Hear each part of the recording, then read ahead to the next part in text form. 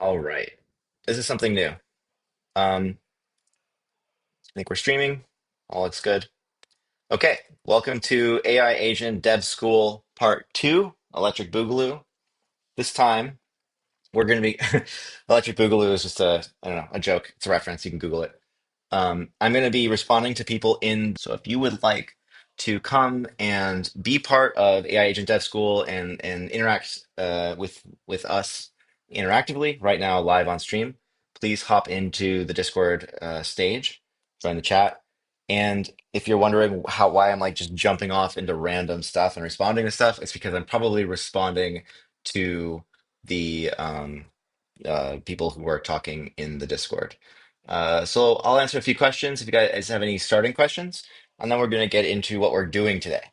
Um, so, like Boya has a question: did Twitter authentication change since November releases? I really hope not, but you might want to try deleting your cookies and looking for if you have a database, you might have to introspect it and clear your cookies for your Twitter stuff. If anybody else has any other questions before we get started, I'm just looking through. Um, I don't see too much yet, but I think we'll have a Q&A at the end. So also save questions for the end. And then if anybody wants to go into the Agent Dev School chat, we had made a few things we wanted to make sure we go over and cover. Um, and let's see, some of those things are hosting multiple agents and making a new provider, dynamic data injection. So why don't we can do that. We'll say new plugin, and then we'll make like just a provider example, just something silly, like very hello world. And then we can get into the deeper stuff. And maybe if we have time, we'll talk about hosting. Um, I don't have any host stuff set up right now, but maybe that's something we can kind of figure out. Okay, let me just go back to the stage channel. Um, cool. Is Dev School 1 knowledge needed to tune into this? That is a good question. I would say it's definitely going to be helpful, but what we're going to do now is much more hands-on. I'm going to struggle through this. I actually have not made these things. I'm just going to be like a developer trying to figure this out on my own with you. It's going to be a little bit of I bet you halfway through we get stuck on something a little stressful, but it'll be kind of fun. We're gonzo. We're like just shooting from the hip here. Um, so you don't have to know Dev School 1 stuff, but you'll definitely want to if you have never coded before. But here we're actually just going to dive into like a few of the abstractions, how they work, and we'll actually like manipulate them. And this will be like so. There's kind of two elements, right? There's a character agent. Oh, I want my character to be funny and say cool stuff. And there's a capability agent. Like I want my agent to do cool things, like order me a pizza or hack the CIA or something. And actually, you can combine those two, right? Like you want your agent to have a certain vibe when he's doing some agent hacking stuff, right? Like obviously, it'd be cool to have cool Hacker Man also have the capability to do that other Hacker Man stuff. So, as an example, obviously, um, it can be whatever you want. But what we really explored in the first of these series was characters. How do we edit the character? How do we make it kind of say what we want it to say? And what we're exploring here is now like, okay, but what actually like can this framework do? Like literally, what can my agent do? And I think that this is a big open question for a lot of people who are just kind of getting into this. And that's really what I want to try to kind of focus on today. So we're just going to review the docs and do a little refresher of a few different abstraction. One of those abstractions is plugins. What is a plugin? How does it work? Another abstraction is providers, which is data in. Another abstraction is actions, which is things the agent can do. And then finally, we'll look at evaluators. Now, I'm not sure if we'll be able to get to evaluators today, but I would really like to. So I think what we're going to do is do a very basic set up a new plugin. We're going to add a provider to it, which just says like add some data that could be not dynamic, and then we'll talk about how we can make it dynamic. Then we'll make a really simple action, and that action will be well, what I'd really like to do is I have a current news API, and I'd kind of like to like just get that maybe um, does do hello world, and then then we try to implement more complex stuff, right? So this is kind of what we're going to try and do. Let's just review the docs really quick.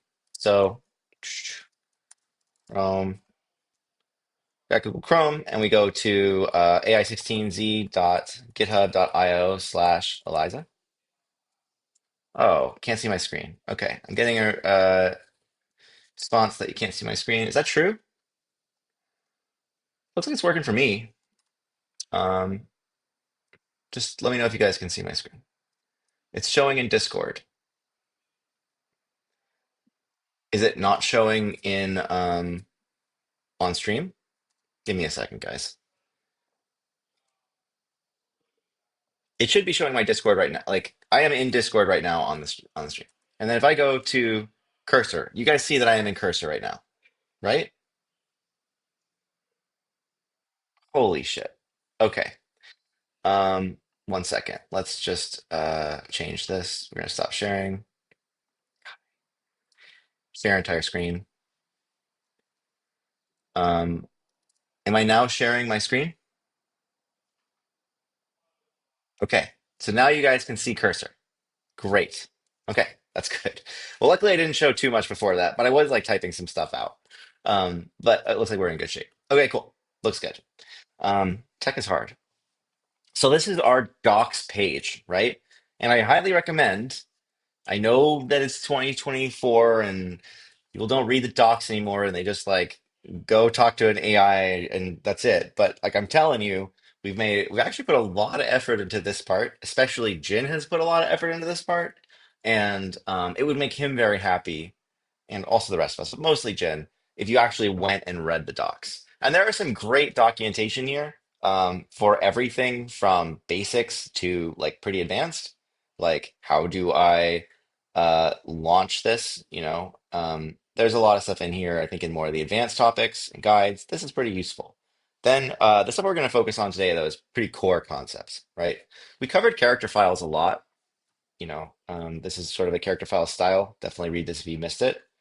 Um, we're kind of going to talk about the runtime here. This is pretty useful, but we're really going to focus on these three things. And I went over this a little bit at the end of the last one, but this is actually what we're going to dive into today. It's providers, actions, and evaluators. There's a lot of other abstractions that are could be in agents. A popular abstraction is tools. And the idea is that implicitly the agent uses tools.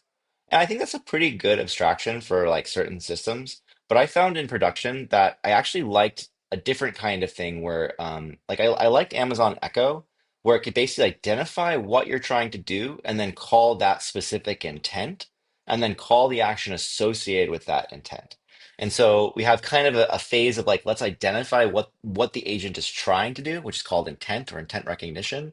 And then let's actually go have it do something, which is action recognition, like the actual action execution. And what you see in like GPT tools, like I don't know, OpenAI GPT tools, um, is that you're basically asking for a response and then it's deciding what tool and it's replying with the actual tool use, kind of all at the same time. Like if you it's kind of hard to I just go find this, but basically like if you use the GPT OpenAI assistant, right? It has a certain number of tools that you can use. And I just think that this is like not a great abstraction. It's got file search, code interpreter, and function calling. It's a fine abstraction for these really big, broad things like this. But the reality is that I don't want the model to both decide what the tool is and also decide how to use it at the same time. I just can't give it that much capability if this is the case. I know this is like a really convoluted advance. Like this is kind of deep theory, like just from grinding agents for a long time, I came to this conclusion. But my conclusion was that if I had 10 tools here and the model can pick from any of them, it starts to really dilute the capability and also like limit me from much more advanced kinds of workflows and stuff. So we ended up like not using any of this and building our own system where when our agent responds, it can call an action and like responding is even one of the actions. We have a new pull request in that will unify this, but essentially it could respond to the user. It could go generate an image and then send that back to the user. It could respond to the user and then keep going and respond to the user again, like the continue action. Or it could go order you a pizza and let you know that you ordered that pizza. So the action handling is kind of two steps. we say, okay, we have this long thing. The agent, like somebody sent the agent a message, like, Shaw, hey, what's up? Right? And the agent responds with, well, it can respond with text, it can respond with an action. It can also respond with some things like in reply to, stuff like that. But what we really care about is these two, right? Like, is it responding with some text? Um, and is it responding with an action?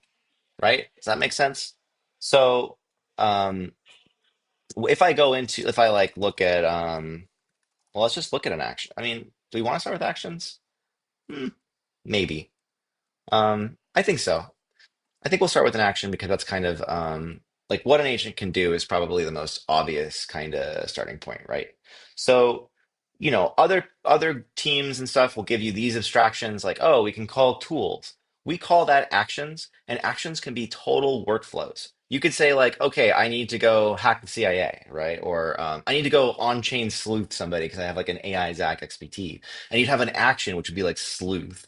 And then that action though could be like, okay, let's go check. Have we already sleuthed this person? Are we already like in progress on that? Okay, we're not. We want to sleuth them. It can go kick off some like new stuff in the server, like, hey, go scrape some, all this information from these different APIs, go like get the meta sleuth stuff, put it all together, then run an LLM, then determine if it's valid. Then if it is valid, continue on. And if it's not, go tell the user, hey, I couldn't, and you can have this entire workflow that gets kicked off, right? So it's not just like, oh yeah, I searched a file or like, cool, I'm gonna run the code interpreter. It's like I could go do something for like 4 hours and get back to you. Like it could be a whole system of stuff. And typically if you're building like an agent, you probably want that to be a little bit less deep since you're like other people are maybe interacting with the agent or there's other ways to like you could just run that script, I guess. But generally, like, know that an action could be really complex. It can pull in additional information. It can cancel itself. So it doesn't, you can have like, are you sure you really want to do that action? There's a whole lot of other things that we could do. And that's why we have this kind of action abstraction, which is that we're taking that capability out of the model and making it a second step. But then we can like do all this cool stuff with. That doesn't require the model to know too much about our actions or to like have all the definitions up front. It can just be like, okay, cool, you got 5 actions. Seems reasonable that you asked me to generate an image. I'll just call the generate image action, no problem. And then what that actually means, what the values are for that generate image, that can all be done separately, right? So sometimes you're paying for two LLM calls as opposed to where you might just get one if you're using like the assistant API tools. But generally, this works way better for complex agents doing complex things, right? Um, so um, coming back to this, we have going back to our docs. We have actions, right? And actions have a name, and that name is what gets called. It also has similes. Similes are similar names that sometimes when a small model hallucinates, it might call the instead of the actual action name. This is just something we found in production. If you're using a 3 billion parameter model, it might just really like saying respond instead of continue. And you could then say, okay, well, let's make the simile for that continue action, like respond or respond again or whatever. Um, and so this is just something that you could probably ignore similes unless you find you're using a small model and it's literally hallucinating a different action name or something, which ideally is not a long-term thing, but it's certainly a short-term kind of problem we've had. Not super important. This could be empty if you wanted to. The name is definitely important, though. That's ideally what action gets called. The description is going to be injected into the context so that the agent can see both the name and the description of the action. I'll try and log this so you can see how that works and where it is. And this is actually telling the agent how to call this action. Like if the user asks you to generate an image, call this generate image action. Or you could say, if you are inspired by the user to generate this image, call this action, but don't call it if the user directly asks you to generate an image, for example, right? And then it might not be super likely to generate an image unless it quote unquote feels inspired. But that could be based more on the conversation and not just directly on calling the action, right? So you can basically set how you want the action to be used by the agent or what the conditions are for it to decide to call that action by using the description, since that's like the information that actually goes into the context of the model and is what it actually sees about this action in that first step, right? The action hasn't been called yet, but when the action is called, we'll go and do everything that's inside of that action. The only thing the model knows when it's like responding or running in the autonomous loop is that there is a name of an action and there is a description of what the action is and when to use it. We also have examples. And the examples are added in at the top of our context to prepare the model to see examples of actions in use. And this should be both like examples of how you might use it and as well as might not use it. So you could have action examples for generate image that are like, hey, yo, generate me an image, and it generates. And you could also be like, hey, like I am thinking about my dog. And then it'd be like, okay, well, I'm not going to generate an image for that because you're just talking about your dog. Okay, cool. Then we have two more bits. We have the action handler, and again, don't worry, we're gonna actually make this. We're gonna build this from scratch. We're not just gonna talk about it. We have the action handler, which is the actual action code. This is what runs when you call the action. And then we have the validate. And what validate does is it checks, should I add this action into the current context? For example, if you have like a 3D agent walking around the world and you want an action for like uh I don't know, open the shell on a computer, right? Well, it might be like, well, but you're not in front of a computer, so I can't open the shell on a computer. This action is not valid in this context, right? And so that validation says, is this action at this moment even available to the user? And so we can have actions that are only available if other actions have triggered or if other states are true. You can use different actions with different validator conditions to create a lot of interesting logic, right? So that's the basic interface. And we'll get into actually making one of those in just a second. I just wanted to kind of go over all of this and then we're going to make some. Um, the other one we have here is a provider, and this is providers in programming are fairly straightforward. They usually provide what's called state to the whatever is underneath them. We have this in like React. We have context providers, which then allow different parts of the application to like get some sort of important piece of state, which is like any kind of data that's just getting passed around the application. And this is kind of following a similar pattern, right? So if actions are things that agents can do, providers are things that agents can see or read or know or information coming in, right? Actions are action going out, agents doing stuff. Providers are the eyes and ears, and literally anything that the agent knows is either coming from like the built-in context, like injecting the latest conversation, stuff like that, or from a provider, right? Which could be the latest news or my wallet balances and stuff like that, right? So those are common uses of providers. And the provider is very simple. Unlike the actions where there's all this stuff, the provider is just always gonna be pulling in, and the validation happens in this one function, which is get. So if you're like, okay, I want to check if this provider is valid, like let's say I don't know, if I have a wallet, then show the wallet contents, right? So you could have that if statement inside the provider, and if there's no wallet, just return null, and then it will just like be ignored. But if I do have a wallet, then return the contents of that wallet, right? As like a formatted string that the then can like go into my context. If you think about what context is, just because I keep saying that word a lot, it's basically like whatever you type into ChatGPT, right? Or Claude. Anything that goes in here, right?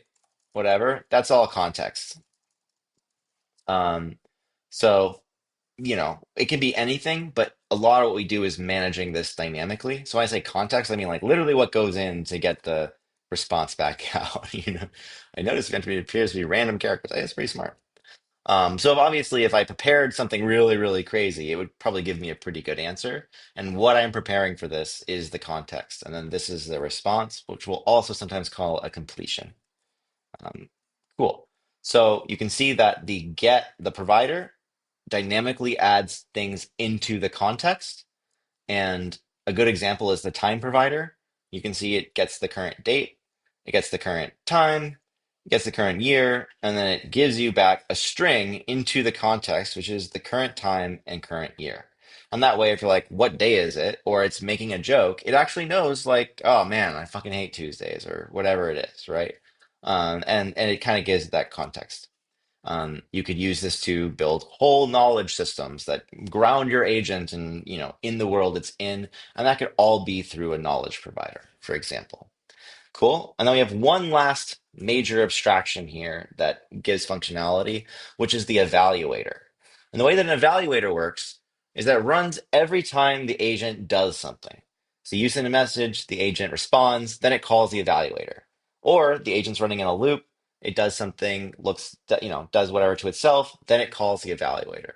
And we can use this to basically have the agent reflect on its current state or reflect on whatever it just did, right? So evaluator is in traditional papers, AI agent paper. There's a thing called reflection, an X. This is a great paper, language agents with verbal reinforcement learning. And basically, what they found was that if the agent went back and said, "Wait, but is that right? Is that what I want to do? Am I sure?" It could actually reflect and build up a reflection of like how it felt it did, and this would dramatically increase its ability to be coherent over time, as well as to like actually solve problems instead of like like try problems multiple times and continue them. This is it basically just increases the by showing reflection, we got way better scores on a lot of the typical evals. And we're not doing this exact thing, but spiritually this is very, very similar to how the evaluator is working, right? Like after I've done something, let's see how we did. So you have a question. Can you have evaluators trigger as part of the handler set to an evaluate an action before they take them? Um, so it's a confusing thing because we have only so many words to determine so many things that are happening. But in the flow, at least as it should be, and I'm going to make sure is architecturally sound this week, the evaluator happens after the action calls and probably after the action returns, although there's no guarantee since actions could kick off things that happen asynchronously. But the evaluator will then look at the state after the action has happened and occurred, and then it will reflect on basically the whole conversation and anything that happened and try to run whatever the evaluator is in as a result. So a good example of this is the fact evaluator. So in order to manage long conversations, instead of trying to go through and keep the whole conversation or retrieve sections of the conversation with RAG, what we're doing is we're extracting all of the facts. We also extract all of the opinions and what we call statuses. Like, oh yeah, I'm so tired right now. It's not really a fact about you. It's more of like a current status. And I love that, like in Spanish, they have this kind of like, some of the words have sort of a difference between like how you're doing and like where you live or I don't know, I'm doing a terrible job of this, but basically like some languages can capture this idea of like there's sort of an in the moment fact versus like just an always continuously true fact, right? And so the fact extractor goes and looks at the conversation and extracts like, well, what are the opinions, what are the facts, what are the statuses, and then it just saves the facts. And actually, what we're doing here as a trick is kind of like using this to differentiate and bin things and then just take the thing we care about. What I really care about is in the long run of conversation, extracting facts about the person that are true about them. And while they could be updated and with newer facts later, for example, like, oh, I bought a red Lambo. Like, oh, that's sick. Like, cool. Charles got a red Lambo. It's just like a thing. Now you just have that associated. And then next year, I'm like, yeah, I sold the red Lambo and I bought like, I don't know, a yellow Tesla. Like, okay, cool. So, now you no longer have a red Lambo, but you have a yellow Tesla. Those facts are timestamped. So it's like, okay, well, you were talking about cars, and I just pulled up all the relevant facts about cars, and I see that well, 2 years ago you had a red Lambo, and you were talking about it, and now you have a yellow Tesla, and the LLM is actually getting that information, and so the fact evaluator is extracting the factual information with a timestamp so that we then have another section, which is the fact provider, which brings back the relevant facts into the context. So, in the way that we had talked about the provider, these two things work together really well. The evaluator can extract data, and the provider can inject data, right? So we have a fact provider, which then goes and you can see it's here, just provides the most recent relevant facts, right? Um, we have recent facts. I think this is not giving us relevant facts here. Maybe we'll add that. But this can have recent facts and relevant facts, right? So yeah, that's kind of how we pull that in. We also have a thing called a boredom provider. This is kind of an interesting thing. The idea with the boredom provider is that if your agent starts looping in a cringe loop with another agent, it'll start to get anxiety and want to exit the conversation, for example. Um, yeah, I'm being accused of being very anti-American by my official troll. Welcome. Welcome to the space. All right. For buying a, for selling a red Lambo and getting a yellow Tesla. I don't know, whatever. Something terrorism. Okay. Okay, cool. So the evaluators are basically like continually running and extracting the information you might want. And we can use this for extracting facts. And another thing we use this for is extracting trust, right? Like, how does the agent actually, like, how does our AI mark investor listen to users? Well, when they're showing a contract address or saying, oh, yeah, I bought a bag of that, or don't buy that, that's a scam, that's then getting run into the evaluator, which is looking at the most, like all of the most recent contexts, and it's like, oh, they said they bought a bag, but what they're referring to is obviously the contract address that like two messages earlier somebody had posted, like, yo, check out this new, I don't know, chill girl or something. Oh yeah, totally got a bunch of that, but I'm sorry, I'm like a week late on the meta. I haven't been paying attention, but you know what I mean. Buy some fucking whatever the popular meme coin is today, people are talking about it. And then Mark is running that extraction on any new references. But because he has the whole conversation, he can know that when you say, oh, yeah, I bought a bag, you're talking about the bag from the thing that was like five messages before. It's not perfect, but it's pretty freaking, it's pretty uncanny, right? And then he can extract that, make his paper trades, and build the trust database off of this. And so the trust evaluator is actually the thing that's kind of driving the entire trust mechanism. And it's not particularly complicated. It's just more that it has some tricks to make sure it's pulling the right information and it's not like duplicate pulling the same kind of recommendations every single time. So yap, yap, yap. There's a lot of stuff in here, creating custom evaluators. All the docs are here and pretty good. And also, if you're like really lazy, you can always just like come here, copy paste Claude, paste it in, like, hey, can you make me an evaluator that um,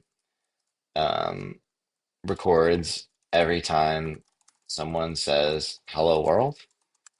And, I wouldn't necessarily recommend this way. I'd go and actually find some evaluators and paste them in as well. But this, like this right here is probably the best way to use docs. I highly recommend this. Like, it's pretty freaking good. You can see it's like, okay, we have an evaluator. It's got a name. It's got the similes and description. We actually don't need similes in the evaluator. We should look at that. Only in the actions. It's got the validate. It's got the handler. Does all the stuff. Um, Good deal. It's got some examples, and that's pretty much it, right? Like I have a Hello World evaluator, and you can see that if the message content is nothing, return like only return true if this is if the message includes Hello World, and then if it does, then it's valid, and it will run this evaluator. Then call the handler deal, right?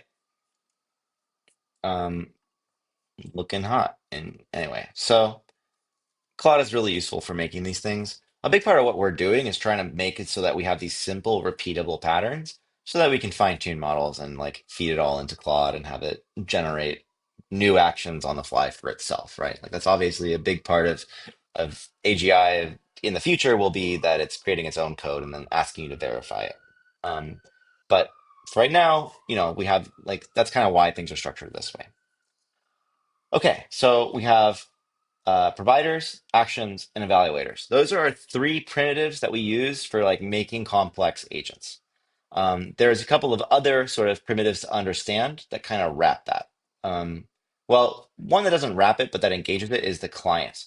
And the idea of a client, if I go into cursor, you can see we have a lot of packages. And you can see we have a lot of clients. And those clients are Twitter, a terminal, Telegram, GitHub. Farcaster, Discord, a direct client, which is like a REST client, and then Auto, which is like an autonomous loop. And that's pretty, we just started that, but the idea will be that you can register like workloads to run in an auto loop if you want. Um, Something we're working on next, and we just had a big council meeting about, is that we're unifying the underlying message architecture so that clients will be able to send to other clients. And that way, if you're like walking around your day and your agent's like walking in a 3D world and then it gets attacked, you could actually like send a tweet like, "Man, that guy's such an asshole. Why did he attack me?" Or it could be like hit up Discord and be like, "Hey, can you guys help me out? Like I'm getting attacked right now."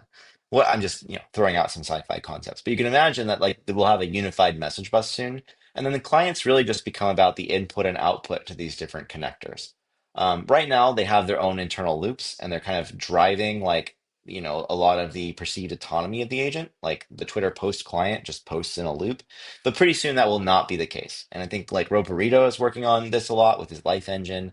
And a few other people have been thinking about this kind of thing. But pretty soon, like that's what clients will be is your agent does whatever it wants, and then it's just like, oh, I got some information on Discord. Okay, I'll go send it out to Telegram. You can do those kinds of interesting, complex message routings.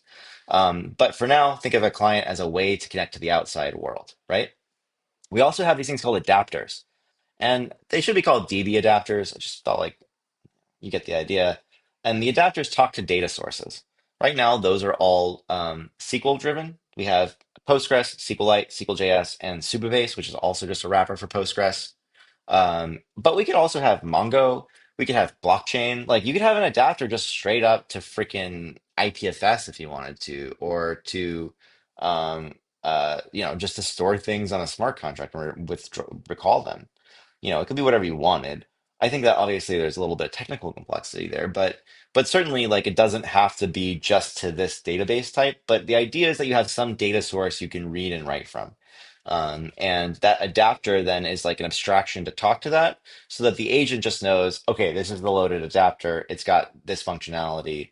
Like I can definitely save a memory and recall a memory at the very least.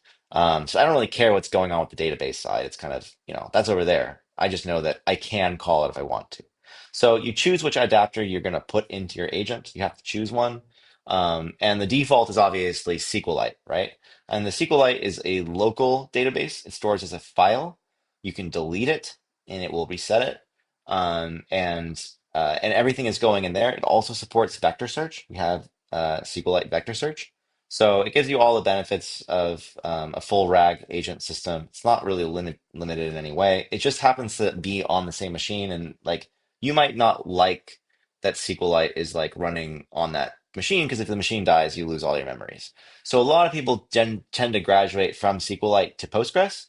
Postgres is its own running database. You could run it on the same machine, but most people run it in the cloud on something like Fly.io or Supabase. There's a few other good ones. And pretty much you just get like a nice managed Postgres experience. You point your agent to that. And if your agent dies, then the database is probably still fine. You can reset all that. And it gives you some ability to administrate the database from the cloud and also plug other applications into it elsewhere that don't even have to talk to your agent, like an app to view the logs or an app to edit the memories. Those could all be just talking directly to the database. Um, I'm getting some references mention a Firebase. I really think we should have a Firebase adapter. Yeah, I think Pinecone sucks because they charge you for RAG, but Firebase has they have a new vector DB integration with Google's thing, what's called Vertex, and that should just be like a normal database cost. I think Firebase is pretty cool for that, but I like Supabase because it's open source and it's built on Postgres. Um, I'm pretty agnostic to this. Use whatever makes you happy. And if you want to make a Firebase adapter, that would be awesome. I'd really love that. Um, so we have adapters, we have clients, and then the last thing that we're going to talk about, and we're probably going to make one, is a plugin. And so what plugins do is wraps all of this. You can have a plugin that has actions, providers, evaluators, and clients, and memory managers and other stuff. So the memory manager is kind of the overall abstraction over a database adapter. Memory manager is like, I want a knowledge manager, I want a conversation manager. And these will then like be able to store information in certain tables. And if you wanted to add like another memory manager for just facts and another memory manager just for relationship history, you could do that and add those to plugins and extend like the internal agent's sort of memory, like or ability to manage different types of data. You know, cool. So plugins are very important. You can see that like actually now most of the code for the agent is getting expressed through the plugins. We have plugins for Starknet, Solana, ICP, Coinbase, EVM, all that stuff. I would really love for someone to use the buttplug plugin. Buttplug.io is a hardware communication layer for any kind of sex toy. I'm not saying, I'm just saying I want to see someone do it. It'd be fucking hilarious. Go nuts. The ones that are really important here that you should know are Bootstrap, right? Bootstrap is like the default stuff that we provide. And you can see it's got like the boredom, the facts, the time. This is all the stuff that's actually in the tutorials. I mean, sorry, in the docs. The facts, the goals, evaluators, you continue, follow room, ignore. Like these are all kind of the basic actions. And I would really recommend if you're starting just like a default agent, you definitely want the Bootstrap plugin. This is like the stuff that you're definitely going to want to put in there.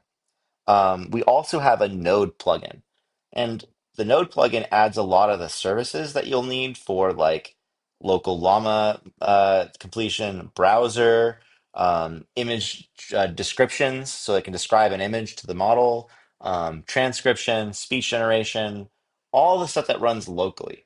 The big problem with this is it has like strong Node.js dependencies and you might not be able to run it in the browser or in certain embedded systems. So we moved a lot of the stuff that like all of our service architecture out into a plugin, right? So all of the Node.js specific stuff is here.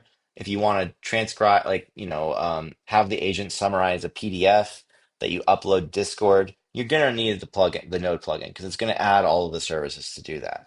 We will also have a browser plugin, which then will create browser versions of all of the services. We just haven't gotten to that yet. Although if you'd like to, you're definitely welcome to. The rest of these are pretty they're kind of like ranging from like sort of a community plugin or experimental thing to like a fairly built out thing. We'll probably be moving a lot of the plugins into like a community repo. We'll figure it out. Just it's still in progress. But you don't have to import any of these if you don't want to. But they do give you a lot of cool capability. For example, the TE plugin. Will obviously let you like run this inside of a TE and add some of that functionality.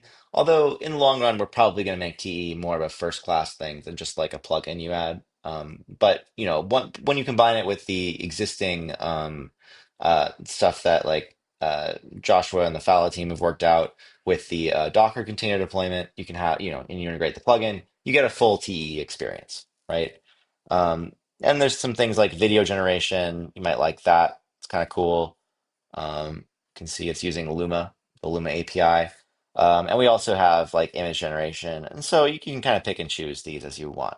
But the takeaway here is that the things you definitely want to start with are probably plug in Bootstrap and probably plug in Node unless you're doing a browser thing. And then everything else is pretty optional. Cool. So all of our main code is in this core, by the way. This is where when I say core, or this is like the actual core code. It's a lot less code than some of the plugins even. And you can bring that into the browser, bring it anywhere. It's pretty lightweight. Um, so I just did a little bit of a package overview, kind of covered like adapters, clients, and plugins. Now we're actually going to get into the meat of this. I've been yapping. Um, what I really want to do is make a new plugin, right? And this is going to be called Dev School.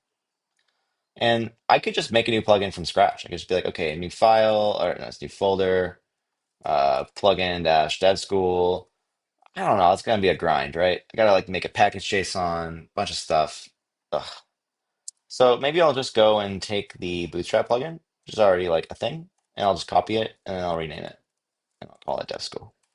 And generally, if you're like, I'm going to make a new plugin, I think that just copying and pasting Bootstrap is not the worst idea. Just make sure that when you go in there, you go to the package and you change anything that says plugin Bootstrap. So definitely we'll say plugin dash dev school. And we have some source here. Um, let's say we're just gonna have one of each of these. Uh, we'll just say, I mean, we really don't need like all this stuff, right? Okay, so I've kind of got this, I'm cooking on this new folder here. And instead of, um, well, yeah, I mean, we'll just start here. It's fine. Um, Let me just delete some junk here so that we're not too, we kind of have a nice starter area, not too bloated, something like that. And make sure these indexes are right.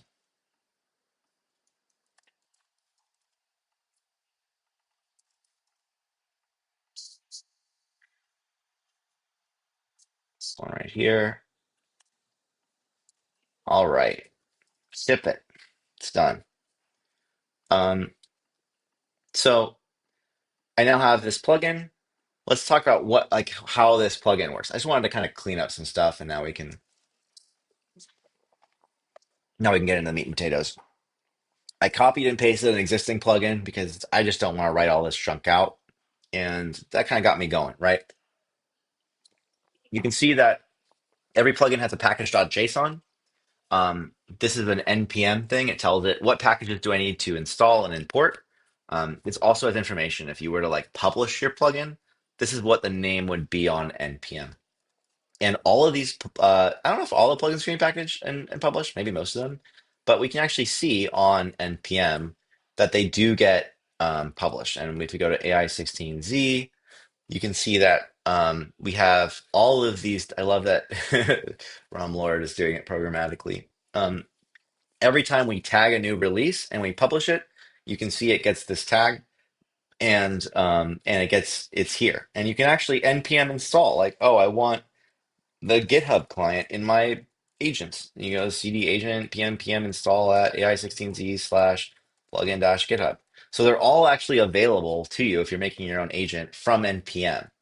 And that's defined in this package.json, right? This right here is how it knows, okay, go get published to it's right here. We have a TS config. This is for TypeScript. You're probably going to ignore this. Like you're probably not going to have to worry about this, but you should know that it imports the core TypeScript config, right? So everything is built off of the core TypeScript config for now, and that way, yeah, if you like, we're like, okay, cool. I kind of want everything to be similar, and this might change in the future, but if I go into this TS config, it has a bunch of stuff, and this all gets kind of inherited into all of the rest of the bundles. So TS config is necessary for TypeScript. We also use TS up, um, and this will lets us do a little bit more configuration of our TS build process. You can see we're externalizing some dependencies. You don't necessarily need this in your plugin. This is just if you run into issues and you need to externalize stuff. You can see that we're doing that there. And then we have the ESLint config. ESLint is what we use to sort of like go through and find any. Linting is the process of like finding anything that could be cleaned up or violates a convention, either in code quality or standards or like formatting. Or we just have rules like, oh, we don't want to allow any, like the use of the any keyword in TypeScript, right? So we could make that a part of our ESLint config. And all of the configs import from a single config. This is like the root config. And so if you wanted to, you could change this, and this would change it for all of the rest of the packages. And you can see we have some like no unsafe function types is off because we don't like that default rule. You can disable rules here. You can change rules here. Like prefer const. We could say like error, and that means that if you use let or var instead of const, it would actually prevent you from building. But that seems kind of annoying, so we'll just like warn you. And so just so you know that like this is ESLint. It's part of a you can install it into Cursor or VS Code, and it's kind of an integrated part of your system. And then you could like run pm run lint, and that will actually pm run lint. That will run ESLint and try to fix as many errors as possible and go through and like you can see a lot of the warnings, right? Because we have any's should be warned, no explicit any warn, and that's kind of what you're seeing here, right? So so this is the like the general there's some let's see. Yeah, I'll close that. You can see in our bootstrap, that's pretty much it. The main npm ignore is just like ignore some stuff when you're publishing, so we don't publish the dist or I mean we do. We just make sure that these things are definitely included, basically. Um, and you can see that, yeah, this is like include all and then exclude some things. Um, okay, so most of our source code though is going to be in the slash source folder. And I'll show you what the actual plugin interface looks like. It's pretty simple. If I want to make a new plugin, this is the plugin type. You can see it takes a name, description, list of actions, list of providers, list of evaluators, list of services, and clients. Services are something we didn't really talk about. If you look in the plugin node, there's a lot of services. And those services would be like transcription service, speech recognition service, or I guess it's the same, speech generation service, uh, um, PDF reading service, stuff like that. Services that allow us to have this extensible functionality. But because we have different platforms or ways we could like situations where we need to call these services from. Like you just can't call a like file storage service from the browser necessarily. We've built this architecture so you can register your services from your plugins. So if you wanted to add more services and make them available, um, what's an example of like like a browser service, or you might want like a yeah, I think a browser service is a good example. We have a basic one, but maybe you want like a really advanced browser service where your agent can like get the current state and continue on its path. You might register your own browser service for that and build it in your plugin. um, Sorry, as an aside, I didn't really cover services very much. But we're really going to focus on these three: provider, evaluator, and action. um, so inside of this bootstrap, we have the name and the description. The description is not really particularly important right now. I think it's not getting read anywhere, but then it's just like it's kind of self-documenting so that people know what is this freaking plugin. And once we do a plugin registry, this description will be like what people actually read. Everything that gets injected is optional. You actually don't even need any of this. Like this is a valid plugin, right? Kind of weird. It doesn't do anything, but it is a valid plugin and it gets read. Um, and what we're going to do is we're going to call this dev school plugin. Dev school plugin. Cool. Dev school example plugin. And if I publish this to some plugin registry in the future, you'd be like, oh, cool, dev school. Yeah, yeah, of course. And it's got, yeah, that's the dev school example plugin that Sean made. Great. Press the install button. Um, and then obviously we have the actions, evaluators, and providers. So I've got some ideas for what we can do to example these. I think we're going to start with like the really dumb hello world. And something that I probably should have done before this has just been like, well, we should probably make sure our thing works, right? Let's just do npm install and pm run build and make sure that we're on the latest. Pm install. Just do a little install. And then we can talk about what we're going to do first. So our first action, we're going to call it hello world. And it's just going to like do the dumbest shit, right? Like hello world. And our similes will be like, hello. I don't think we really need any similes. You just be like, fuck it. Yeah, we could do like that though if you wanted to. Okay, cool. We're gonna return true. We could also say like return math thought random is greater than zero point 0.5. So like 50% of the time it could call this. This is like some randomization. Like it can't always call this action. But it's kind of annoying for testing, so we'll just return true. Um, the description. Um, Make a cool hello world ASCII art, right? Just something, whatever. Um, and then for our handler, well, remember this was the none handler, so just like return. We want to do something, right? And what we want is okay, so we have um the handler gets a runtime, a message, a state, options, and a callback. Okay, cool. So we have runtime, message, state, options, callback. So the state is the current state of the application that we've like composed. We could always recompose state, but it's relatively expensive. So we want to make sure that if we are composing state, um, we're doing it at the right times, and then we're passing the state back around as needed, right? Um, so state would be like all recent messages, right? And we go get all the recent messages, and now we have this like blob of recent messages data. And I don't want to have to go get it again right away. I want to like use it. I want to pass it down. And so I have this state object, and if I look, you can see on the state object, uh, there's a whole bunch of stuff, right? The name of the sender, the name of the bio, the lore, and this is all composed, and then I can pass it down into my action. So I have access to all of that state. If I wanted to, I could be like, well, hmm, actually, I want to create new state. So I'd be like const new state equals, and I don't know, to compose, not compose state is going to be, I should probably remember this. Is it create state? I think compose state. It is. And so what I can do is say runtime dot compose state, compose, let me see another example of it.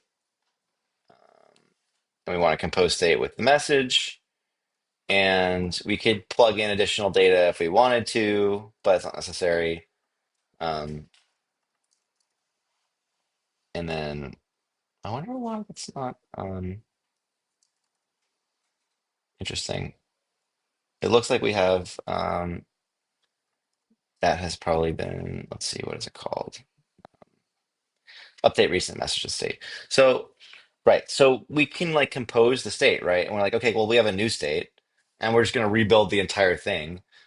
Or we can say like, actually, I just want to update the recent messages because I just sent a message back. So then just like update the recent messages state and keep the rest of the state how it was. Now, this is used so much that we just made a function just for doing this. Just like give me the state that was passed in, but then update the messages for it. I'm sorry that's not being very clear, but just so you know, like you can compose state at any time, but probably if you're in an action, you just get the state and you can like do stuff with it. The next thing is options. You could pass options down to an action. This is going to be refactored a bit, and it's only really necessary if you have to pull like specific data that's not in the state down into the action. I don't even know what this is really being called yet, and it might be deprecated. But the really important thing here is the callback. This is like the most important thing to understand of the action because you're going to do some stuff, right? Like, you know, I don't know, do some things, and then you're going to do some more things, and then you might want to like call callback and tell the user like, hey, I'm still doing stuff, right? And then let's see, let's make sure that that's right. It takes a content object. Yeah, that's right. And then you can do some more stuff, and then you could call back again. And so you could say, hey, awesome, I'm about to run this long document search. It's gonna take me like 5 minutes, right? Do that here, like acknowledge them, right? Hey, I'm gonna do something and it's gonna take a while, right? And then I could be like, okay, cool. Like, hey, I did the thing. And here's the result, right? And then say like result. And if I make a const result equals some results, um, oops, helps me spell it right. Then it would like return this text with those results, right? That makes sense. Um, cool. Um, I hope this makes sense. You can do some workload in here. You can send messages back up, back to where they came from. That's what the callback handler is. Do some stuff, and then you can always return more stuff, and then you could end your action, right? This would be the end of the action. You can just return. You actually don't have to return true or false, just return, but it does return a Boolean. And the point of that is that you could know if the action was successful or not. And you could handle, like in the future, we could handle this success and failure cases. So we have a handler. Make a cool hello world ASCII art, right? So why don't we say like um, write out a cool ASCII art of hello world as a string. Maybe it can pull it off. Damn. Holy shit. That's pretty good. It's pretty good. Not bad, right? Not bad. Um, it's not perfect, but like I'm going with it, right? And then what we would do is say, okay, cool. And then the callback will be hello world. It will literally just respond with this. So this is a hello world action, right? Um, now what we're gonna here we'll say rewrite action examples to ask for a hello hello world, and we'll see what happens. Oh, um, rewrite action examples to ask for hello world. Ignore text should be empty, and action should be hello world. It's a response text. It doesn't have to be empty, but that's kind of what I'm jamming on. I love Claude. So now we have some examples like, please say hello world in ASCII. And it's like, cool, I'm going to call that, right? Now this user could be agent name since we're, if we want to. It could also just be user two, and then it's randomly showing other potential agents using it. So these user one and user two macros get replaced with random names like Samuel, Millie, and then the next time around it'll be like James and I don't know, Darcy. How about that, right? And so we randomize all the names every time, and we use these macros in the example to change the names so that we don't get like stuck in any local minima. We do a lot of randomization. One of the things we do is randomize the example names. That's what this user one macro is. It gets replaced with a real name, right? And that name changes every single time it responds. So this is all examples. We want to randomize examples as much as possible. It pulls some of these examples randomly every time, and then it combines all of the examples together and then randomizes the order of them, randomizes the names that are being used, and then puts that into the context. I hope that makes sense. So this is like a complete hello world action, right? Um, sorry guys, I need to drink some liquids.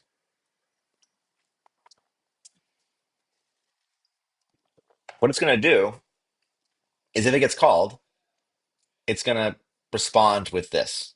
Now, this is not very dynamic. This is not very interesting. I know. I know that.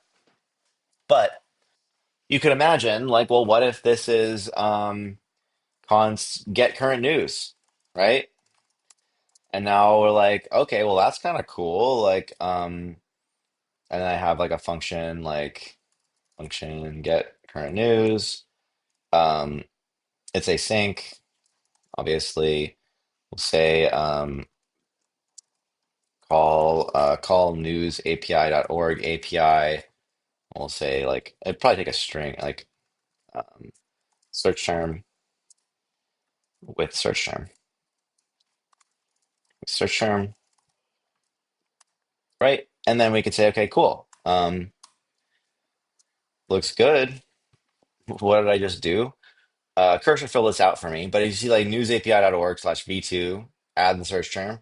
I already have an API key in there, but it's not going to work. I'll add that in a second. And then we have the data and everything.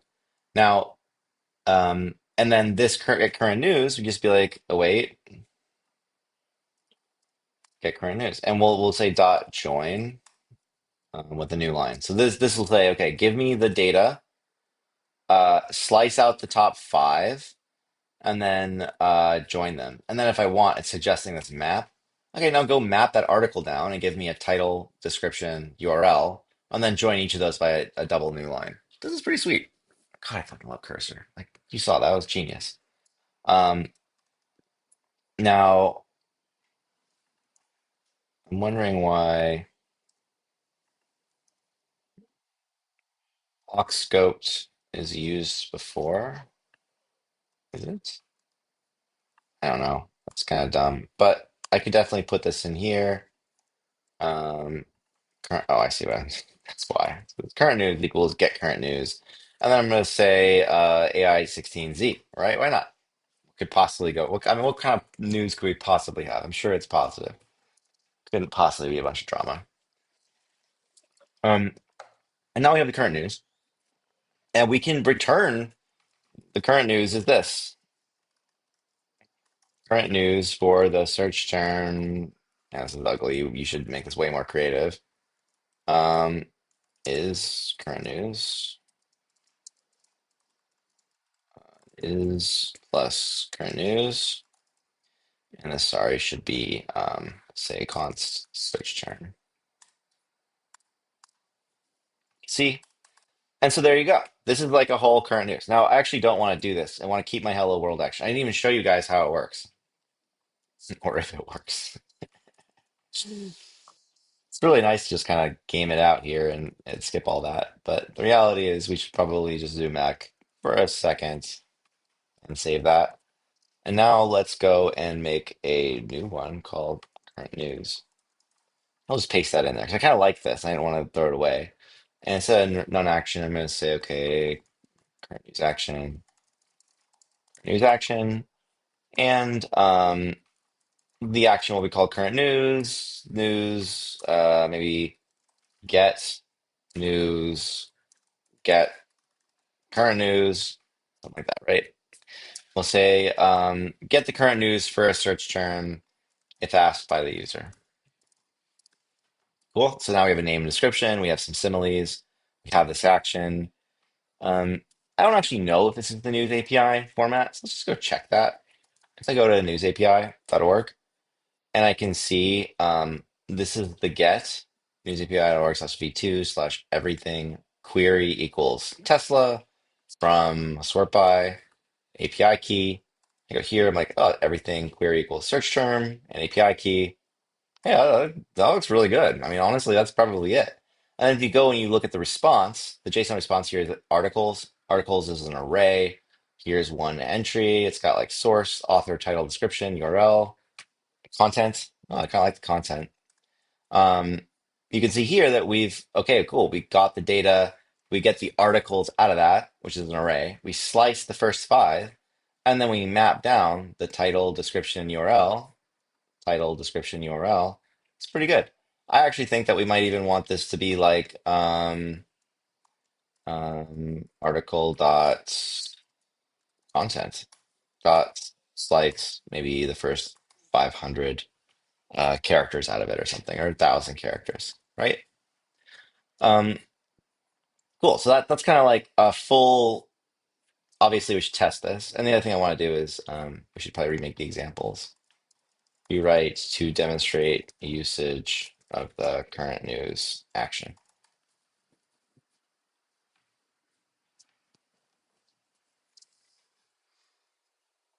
Looking good. Parents is doing a pretty good job trolling the chat. Good job. Good job trolling the chat. Honestly, if we just FUD ourselves, like they won't even be able to FUD us. We just need professional FUDders. Um, cool. So you can see now we have some examples of using the current news. User one and user two, who are like Millie and Jason, Bob and Tina, whatever it is. Those are examples. Now the agent can see that. And you kind of see how this all works, right? And we have our hello world action too. I like this. Now I'm just gonna delete these other. I'm just gonna say we're only doing actions today. And I don't love that it's called non-action. That's pretty dumb. So let's rename it hello world action. Yeah, business. And from here we go, okay, import the hello world action. Cool. So this is like your most hello world, right? It literally, if you say call hello world, it should do that. Now, how do I actually get this plugin to register? God, I have to bring it into the agent. Um, there's two things I'm gonna have to do.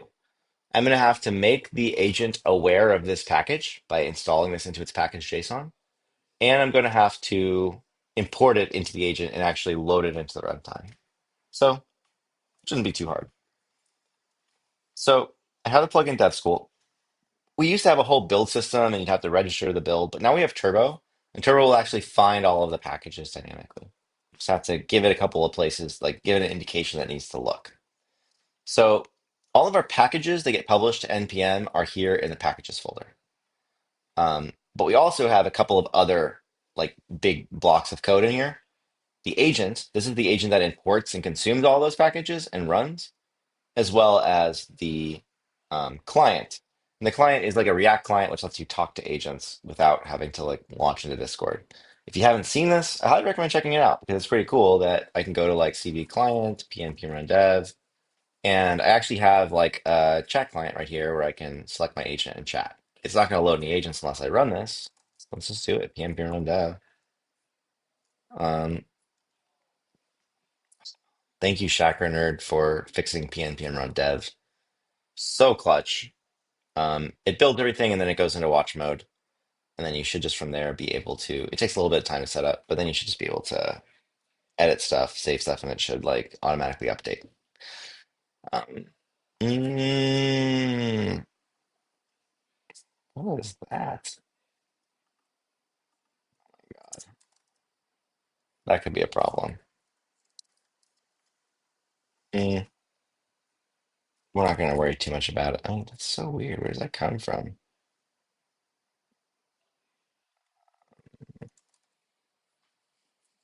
Obscure BIP32, which is coming from VM.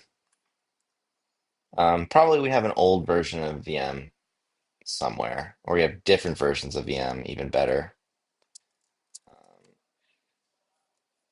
it's something we'll have to figure out. It's definitely in one of these.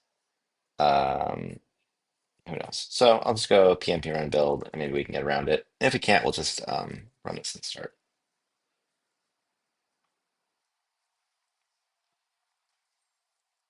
If I can't get this to start up here, I'll probably just yap and kind of go through everything, show you how it all works, and I'll go make sure my dependencies are handled nicely. And if y'all are watching this and you are running into this issue, please let me know. We can, if there's a fix. Josh was saying probably in the T plugin. Um, cool. What's weird is that the build worked. I don't know why the dev didn't work. So we'll make sure dev works, but I'll just run PnP run start for now.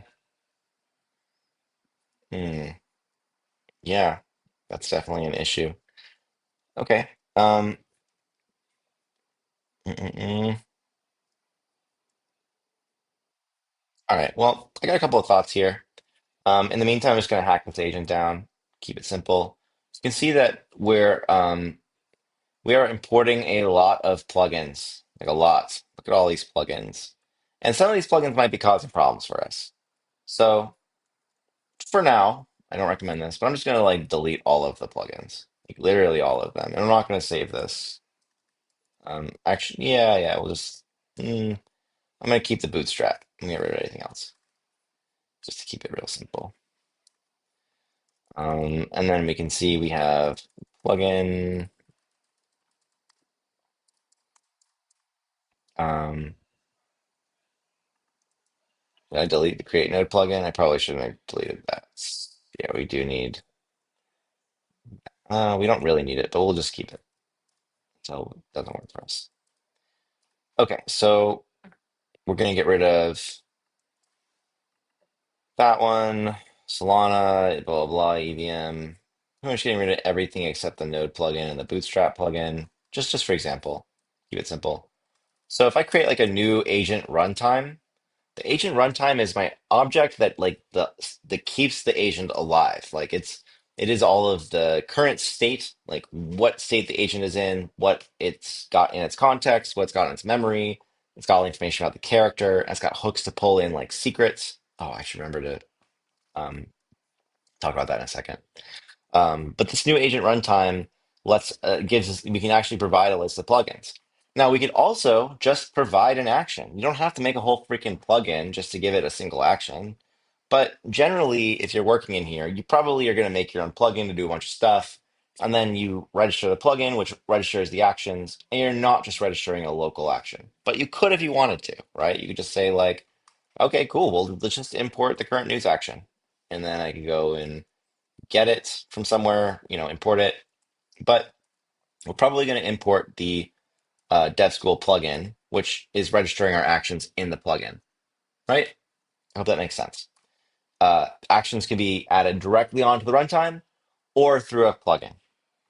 Kind of, they do the exact same thing. So we haven't imported the Dev School plugin yet, and we should probably make sure before we do that we try to build this without. Yeah, okay. So when I pulled all the plugins out, it loaded fine. So probably it's some VM dependency deep in the thing that we've got to deal with, but it is working now. Just being like, hey, what's up? So I have from Agent Dev School 1, I believe we made this, which is I have Snoop characters equals also characters slash Snoop.json, and it's a fairly realistic recreation of Snoop Dogg. Hey, what's up? Um, let's see, what are we getting? SQLite error. Oh, right. I'm getting an embedding mismatch because I'm using OpenAI embeddings, not local embeddings. And I already have a database that is using the different size embeddings. See how the first vector is 384, but the one we're looking at is 1536. So what I'm going to do is just delete my DB. I don't need it. It's all for test. Probably if you're running agents, you're going to pick one model and keep to it. If you wanted to, you could just delete the memories that have the embeddings and change that. But for my sake, I'm just going to delete the DB. And then when I go back and restart this, it'll like create a new, it'll repopulate everything and it'll use the right embeddings. Right now, it's processing all the knowledge back in for retrieval. We'll wait for that for a second.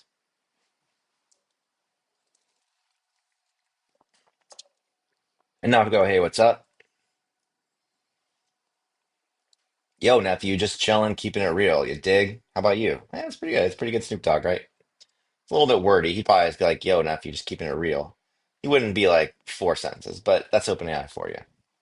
Um, okay, so now let's just restart this again, because actually this will show us what is getting registered. And you can see that we are registering all of these services because we had the node plugin is being included. We have this um, create node plugin, which is just how you can see the node plugin is here. And then we're registering the node plugin as a plugin. And we also have the Bootstrap plugin.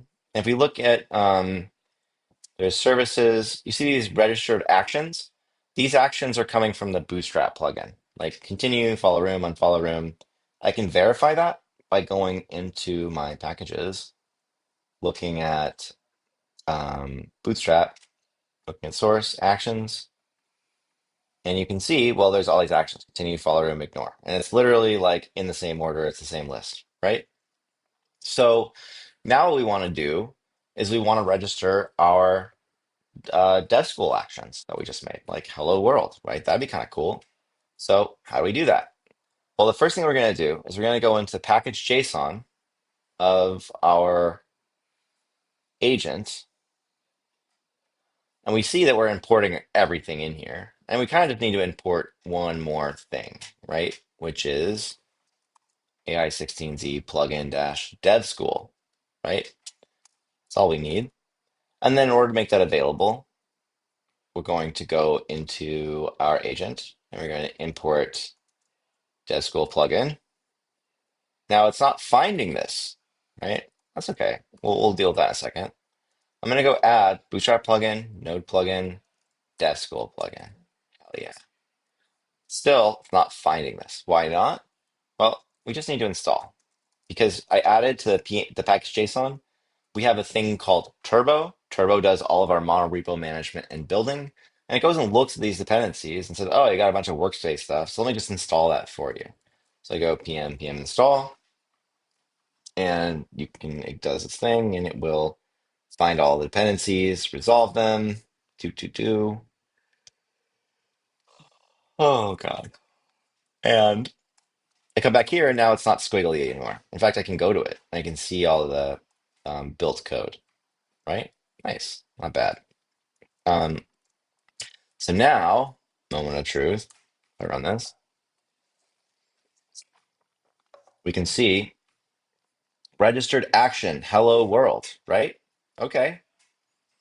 Hey Snoop, can you call the hello world action?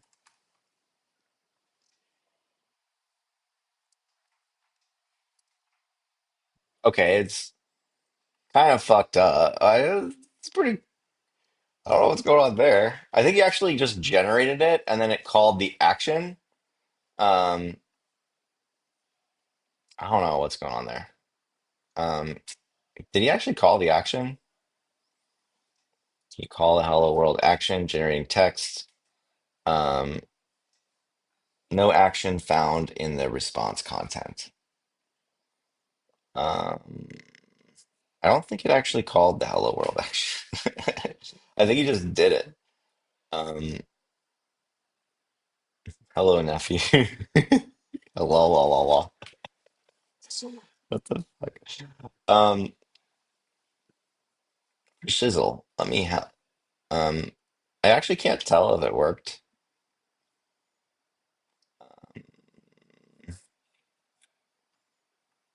Let's try one more time. Okay, but I need you to respond with the action hello world. That's thing.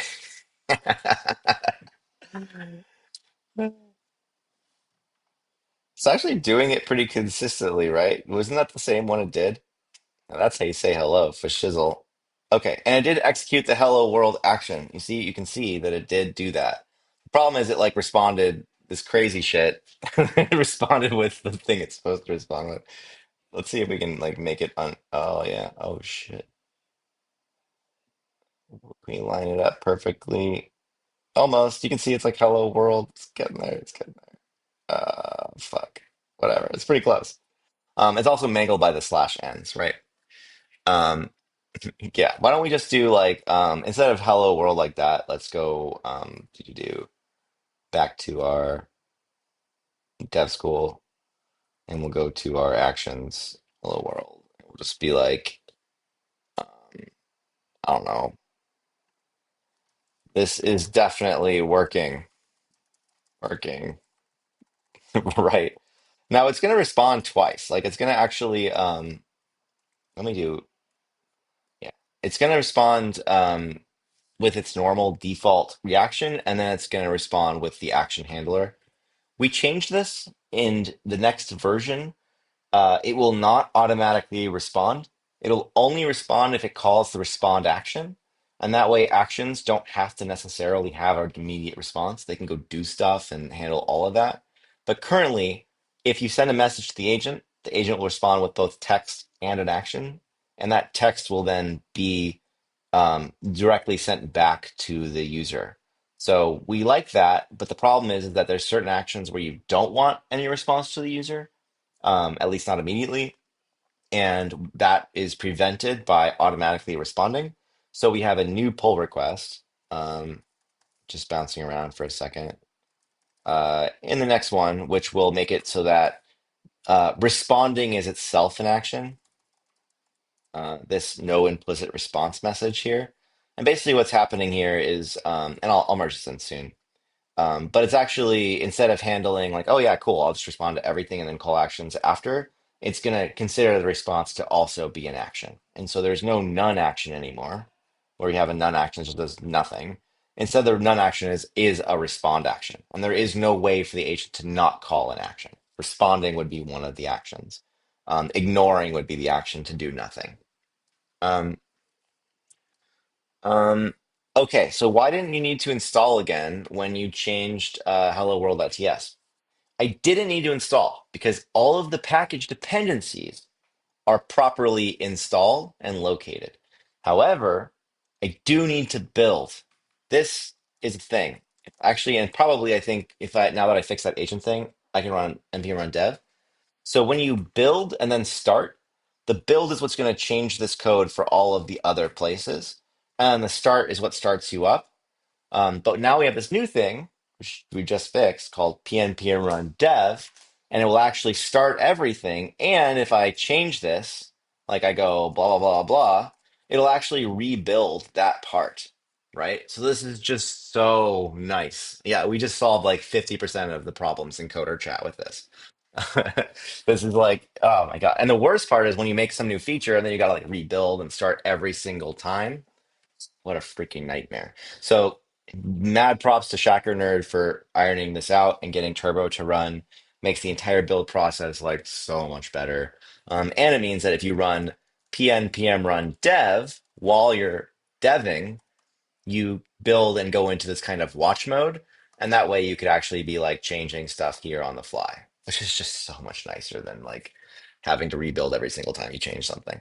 Um, cool. So you can see now that I've registered this and we have this hello world is registered. And I'm like, hey, what's up? Let's try it again. What's up, Snoop? Whoa. What's up, Snoop? Why is my, oh, I hope this is not a keyboard bug. Come on.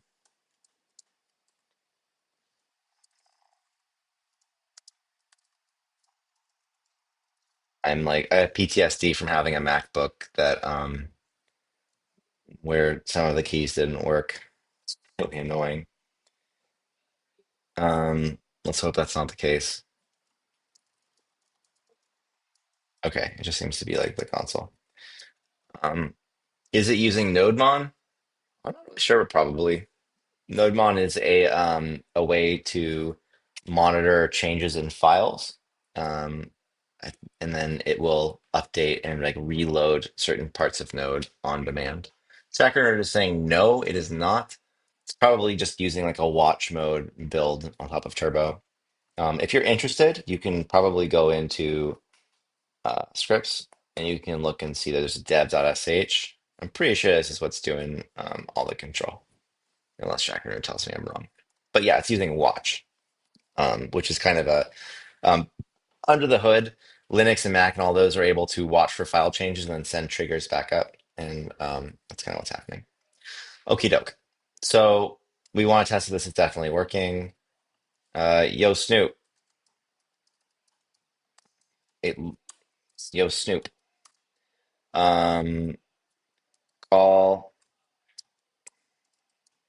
I'm really concerned that it doesn't like my hello. You know what? I can't handle this. This is driving me nuts. Um, let's go to our console.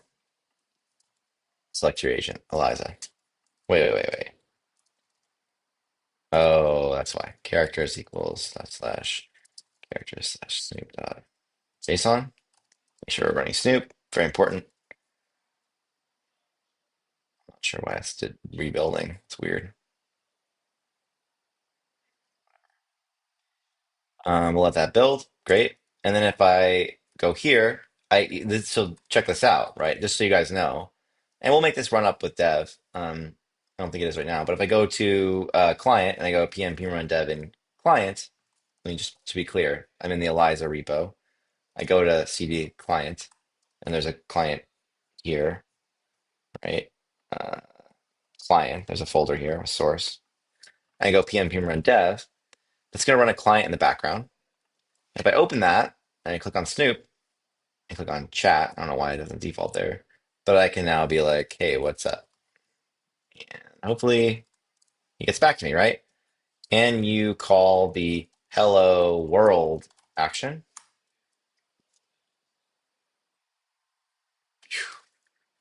Check this out. Well, that's clearly, it did call the action. I actually think it called the wrong name of the action. No action found in the response content. Yeah, it's actually not because it's a little bit too dumb. I'll be like, no, I need you to respond with action hello world. And like if you shouldn't be like, hey, call this action. It should be something that it's deciding to do um because of some, the description and conditions and stuff.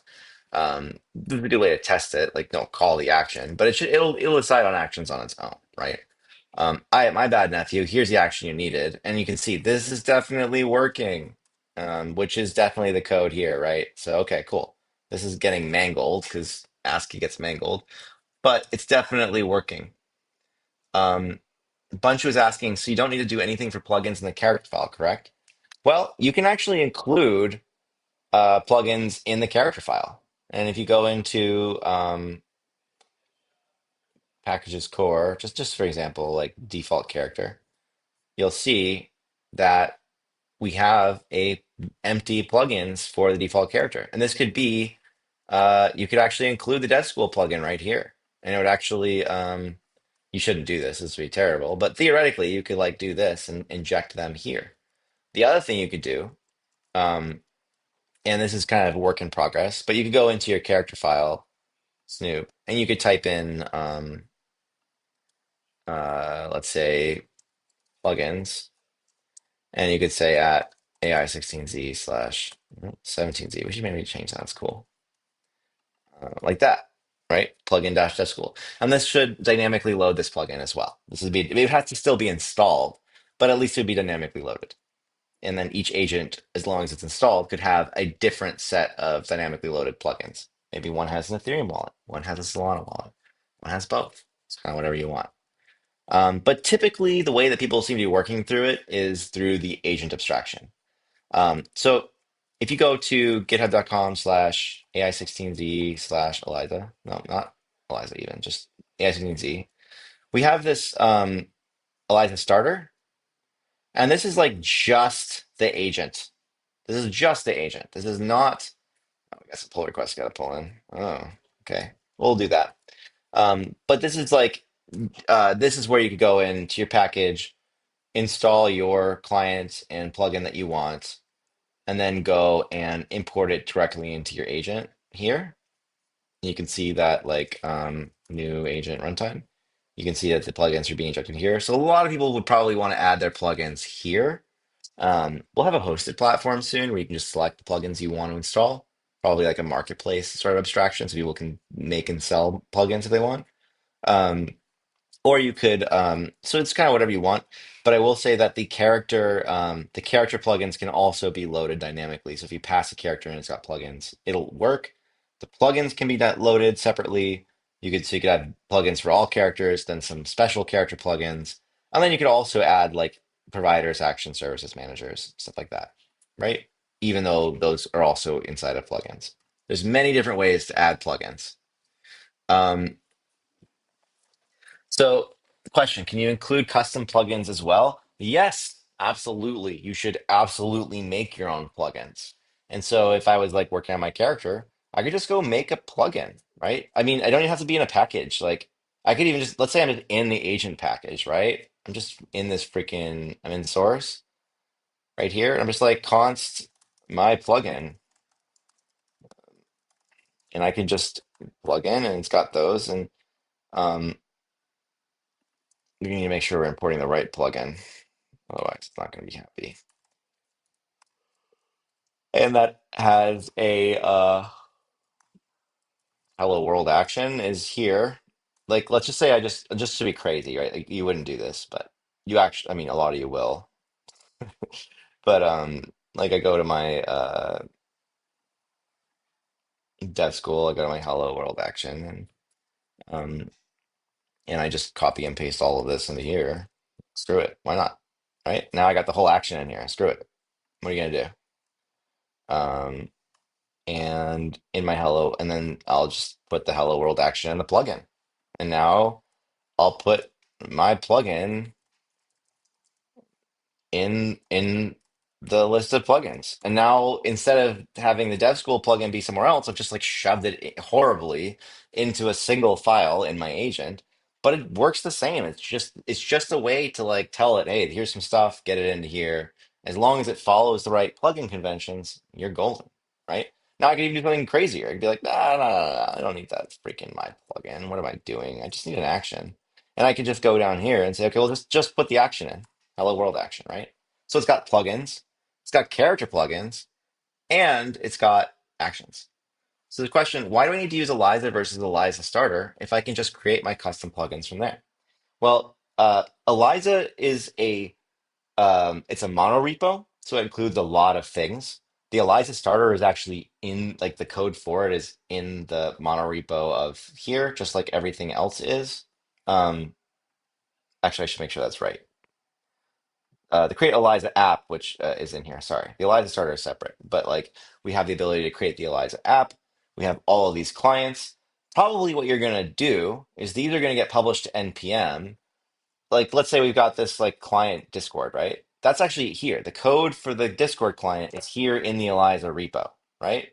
But if you don't care about changing that, and you were to make like the Eliza starter, and you go to the package JSON, well, you can see it's importing the client Discord. So it's actually importing all of the stuff from the main Eliza repo into a folder, into a repo that's just focused on being something you could extend with your own agent.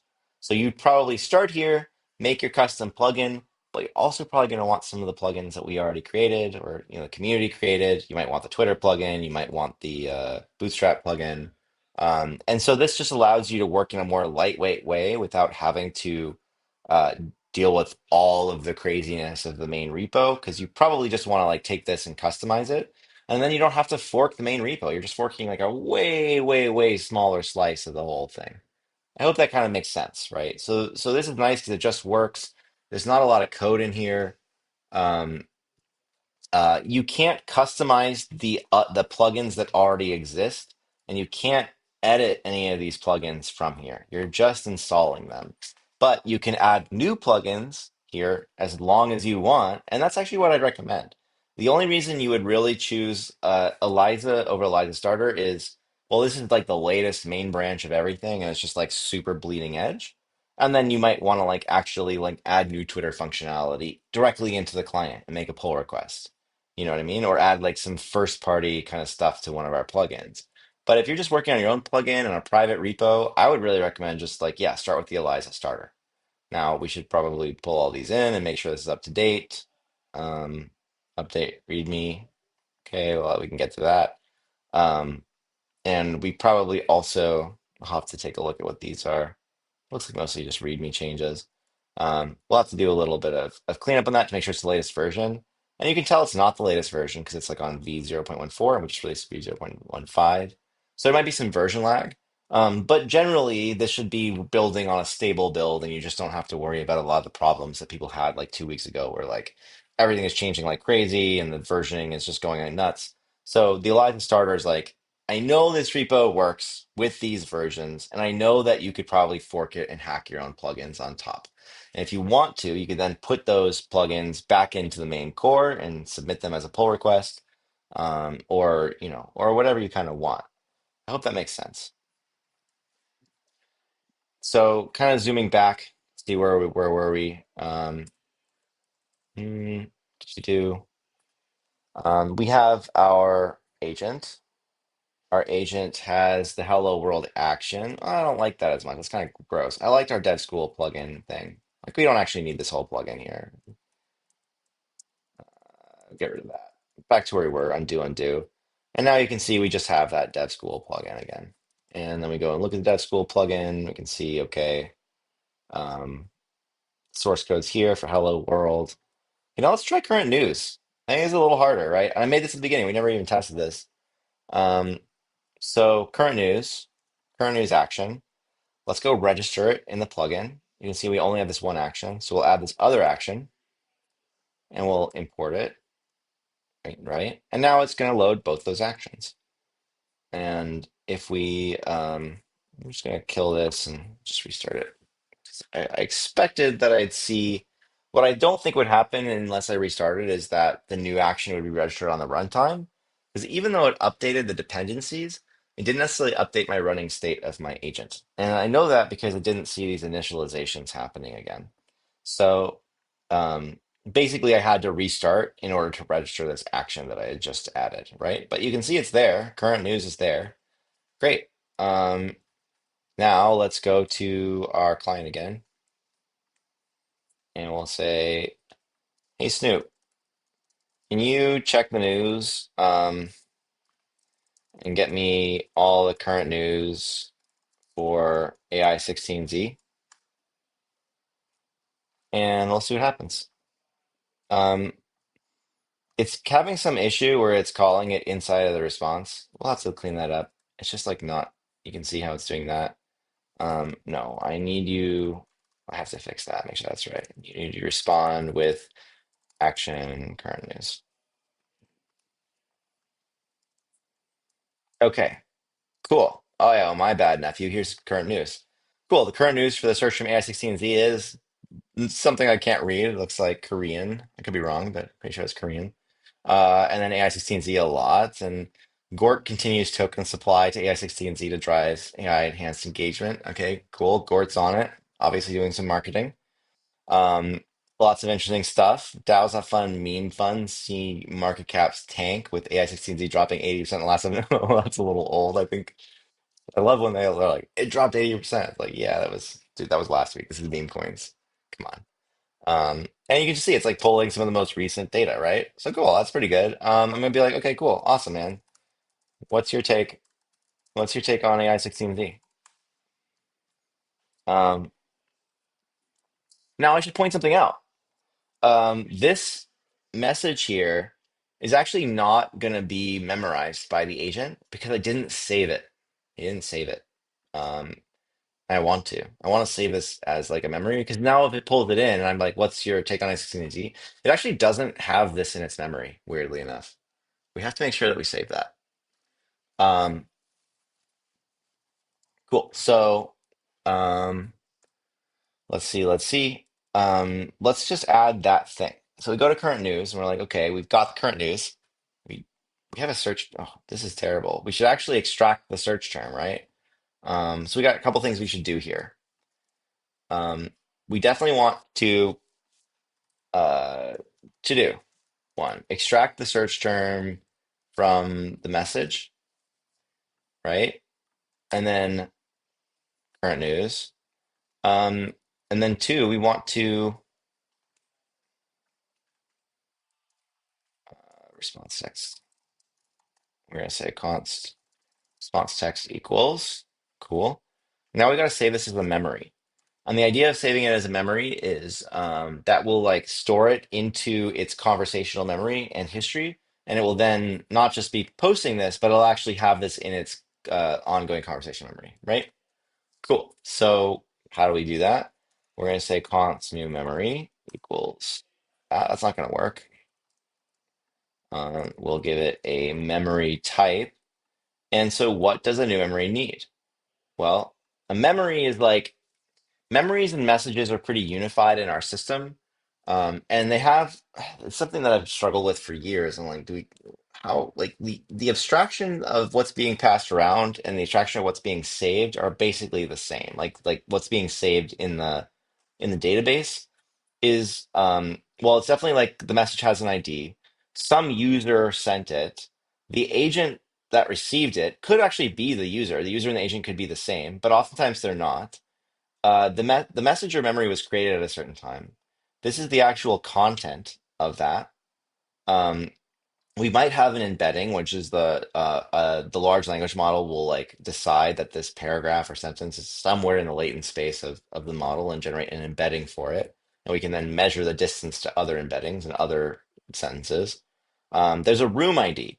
On the room ID, is like everything that happens, because we have a multi-agent simulation, we have to pull things from rooms. And a room could be like a Discord server, it could be a Twitter conversation thread, it could be a Reddit thread.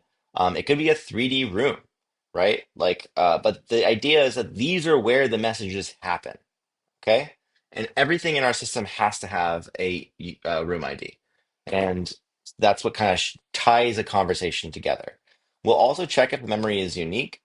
This is optional, but basically, if it's very similar to another memory, then we will we use this for facts and stuff. We'll say like, okay, well that's not unique, so let's just like mark it as not. We'll save it, but we'll mark that it's like a repeat of something we already have, and then we won't have to recall it again. And then we also can measure. This is like a measure when we do a recall. It can have a similarity score, like how similar are these two memories. Memories and messages are basically the same thing.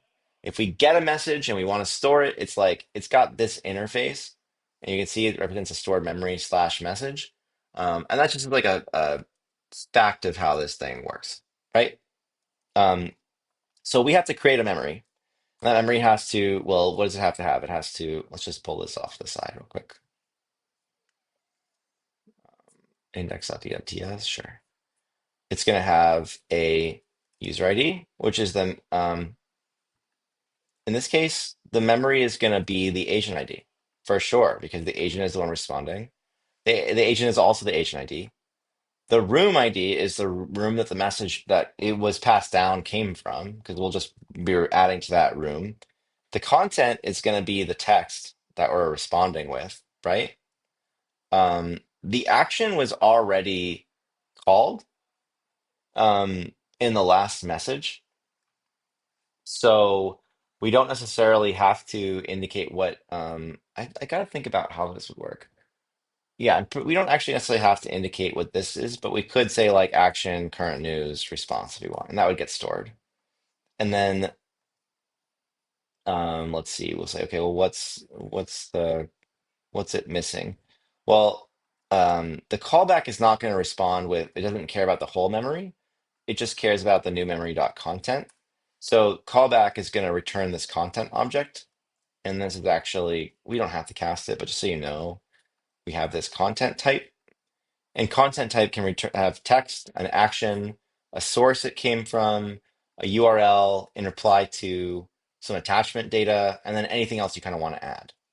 In reply to would be like if somebody messages and then you want to reply directly to that, like a Twitter thread, then it would be included in the content. And then we can also like kind of crawl like, okay, cool. What is this in reply to? It's not just in the room, but it's in specifically in reply to one of the messages in the room. Um, and we also forgot something here that might be important, which is source. And the source is going to be new memory dot source. Is that right? Could have sworn.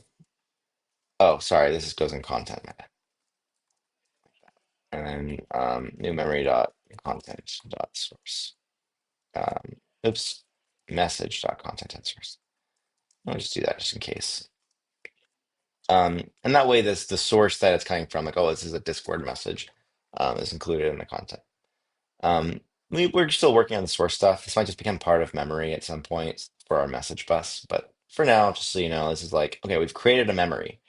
And then we're going to store this memory in database.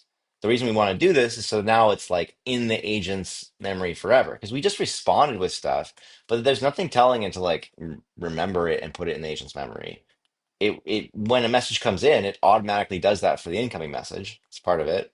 Then it processes, then it responds, and in that response, we want to make sure we save whatever into like the message log that we want. So in here, we'll say, okay, runtime dot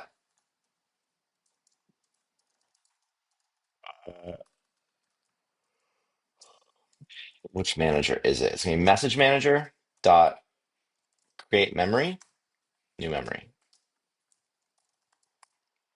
And that should be it. Oh, we gotta wait too. We don't even have to wait, it'll go, but we probably want to wait, save the memory, and then we can go respond with the text. So now what I've done is I've done the exact same thing. It gets the news, um, it saves the memory, it it creates a new memory here, like the memory object, and then saves that memory into the runtime's message manager. So now it's part of um, the message state forever, and now the agent can talk about whatever it responded in the chat. Before it just it doesn't know any of this stuff. It responded with it, but it didn't save it into its own memory, so it can't talk about it. Now it can because we've created a memory, right? Now we have one last thing here. We have this like hard-coded search term. That kind of sucks. Not very useful. How do we get the search term from the conversation, right? Well, this might be a good time to use a prompt. I love prompts for data extraction. Um, and so what we'll do is we'll say, okay, step one, um, we'll make a template, const template equals um, extract the topic, the search topic, from the user's message. And then we'll say the message is, and um, well, we can just do it. I mean, this is just one way to do it, right? Okay, cool. And then we're going to say, we don't even have to compose. Usually we would like do a complex thing. We'd inject state, compose state, because we could say like, this is actually like username. And these, like to inject this, for example, we'd be like, okay, cool. Well, that's going to be like context equals await compose context with the runtime Um, that's annoying. Compose context. Compose context takes a state and a template. Um, Remember, we got the state from up here. We're injecting the state in. So we go down here, we compose the context with the state and the template. And this compose context will let us do things like inject the username here or like recent conversation, right? Um, we have all these from state that we can add in as macros, and those get replaced with the actual recent conversation. But for the sake of this being very simple and just being a data extraction from the last message, we don't need all that context shit. We can just keep this real simple. We just be like, cool, from the user's message, right? What is the search term? And um, the other thing we probably want to do is say only respond with the search term. Do not include any other text, right? Just to be clear. And then we'll say uh, const response equals await runtime dot. No, this is gonna be await generate text. And what does generate text take? Generate text takes a runtime, context, model class, and stop. Okie doke. So let's say, well, runtime is easy enough. That's definitely just the runtime we get from being passed in through the handler. You know, this is like the current agent, the runtime here. Okay, so what else do we need? We need context. Now, context should be a composed context, but in this case, since our template is already hydrated, we can actually just call this context, right? Since it's not really a template, it's like a hydrated template already with this text. We can just say context is good. Now we need model class. Um, Dot small. Doesn't matter here. I'll talk about that in a second. Model class, and then we have a stop. And I think that should just be like /n, right?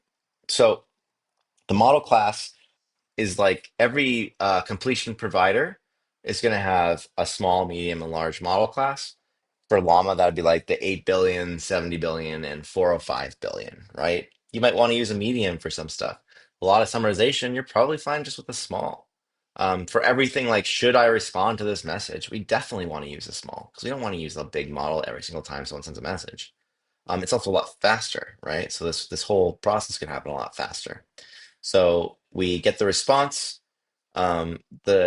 Yeah, sorry, let me go back. We pass in the runtime. We pass in our context. This is what we use to actually generate. Like this is what gets shoved into the language model to get the response back. We tell it we're going to use a small model. If it was using OpenAI, that's going to be GPT-4o mini, which is like an 8 billion param model. And then we're going to pass this stop. So if it sees a new line, it'll stop and just return whatever has been there. Now, you might not always need a stop code, but you'll definitely want a stop code if your goal is like a one line thing, right? Why not just have a new line in there? If it's going beyond new line, we got problems, right? Um, so now this response is a string.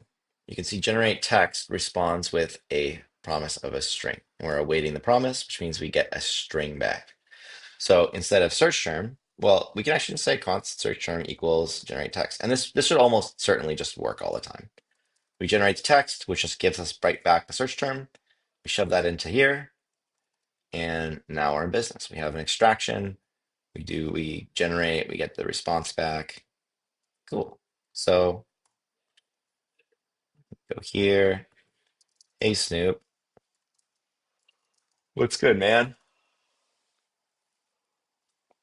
You know what? Like one thing to note is when you're doing this development, sometimes um, the agent will memorize the wrong stuff in the conversation history, like it's all broken and you're like deving with it and it's broken, and finally it starts working, but it still has the conversation of when it's broken.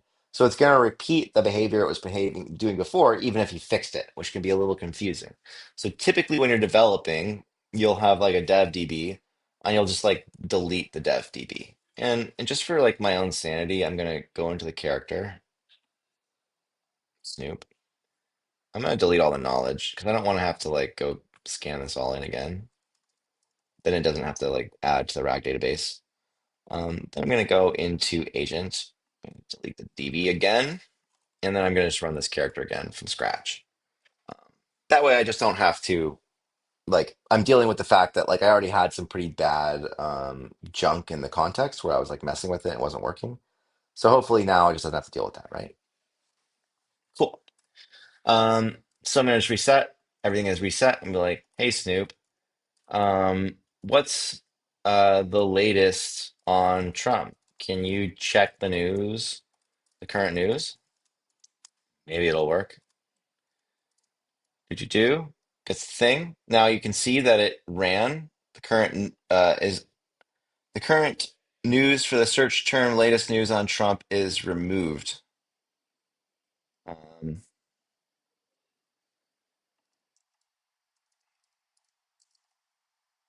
current news is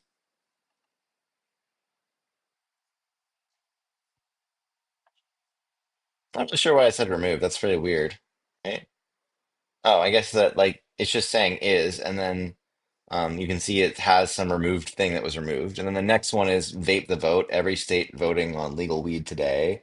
Kamala Harris has promised to legalize marijuana. The Black Friday deals you may want to get before Trump's tariff.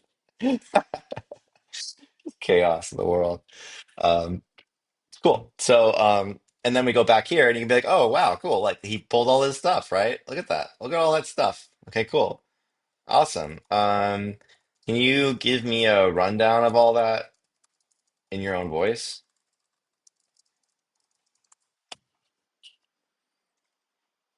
And hopefully he doesn't call it again. All right, now if you let me break it down. So we got Trump making headlines again. You dig. First up, he talking about slapping some hefty tariffs on Mexico, Canada, and China right now. So look, isn't that cool? Like he didn't just give me the action, but this stuff is actually now stuff he can talk about. And I think that's really interesting. Now we have like not just, oh, cool, he said a thing, but he can go find information. He could go do some crazy sleuthing, do whatever you want. Jin's asking, is this recorded? Yes, it's recorded. I should probably make sure it is. Yeah, we're recording. Don't worry. Um, and so now we have this kind of action thing, right? So we're like almost 2 hours into this. And I really wanted to show you guys providers and evaluators, but like, oh my God, this is going to be like a 4 hour course if I do. So I think what we're probably going to do is I got kind of into actions here. Maybe I'll just make like a hello world provider, just like a very simple one and we'll kind of do that, and then we'll end it here. And then for the next dev school, which I think is on Thursday, we will, in a couple days, we'll get really deeper into providers and evaluators because I have this plan that I want to make like a personality scoring system where the agent decides if it likes you based on what you say. And I think you can make all kinds of fun games with this, obviously. And you can like unlock things that are only available to the agent if it really likes you you could build like if you want your like virtual waifu system, it's like, oh wow, you're so nice to me, and it starts to be nicer back to you. We could do all kind, or you're like being really mean, it starts to ignore you. That's like a really good usage of the evaluator and provider kind of loop. You make one evaluator, one provider, and they sort of work together. Like with our trust system, well, now we just had it all provider, but we actually put the trust score back into the agent, and then it could be like, I don't know, I don't really trust this guy. We might still do that because it's kind of fun, but it's also a little bit gameable because you would know if the agent trusts you or not if it's aware of it. Um, but you could extract how much I trust you in the provider. I mean, sorry, in the evaluator, evaluate the conversation, say, yeah, this person's pretty trustworthy, and then that gets injected back, so the agent knows that when it's responding to you again. And I'll make a simple provider right now, just to kind of make this fun, and then we'll wrap it up for the day and move on to the next one. So I have this time provider. Let's just delete this. Let's just delete. What would be like a simple let's see, like what's a simple provider? I'm just gonna say like simple random emotion provider. And we're just gonna make the agent randomly emotional in some random emotion. And we'll say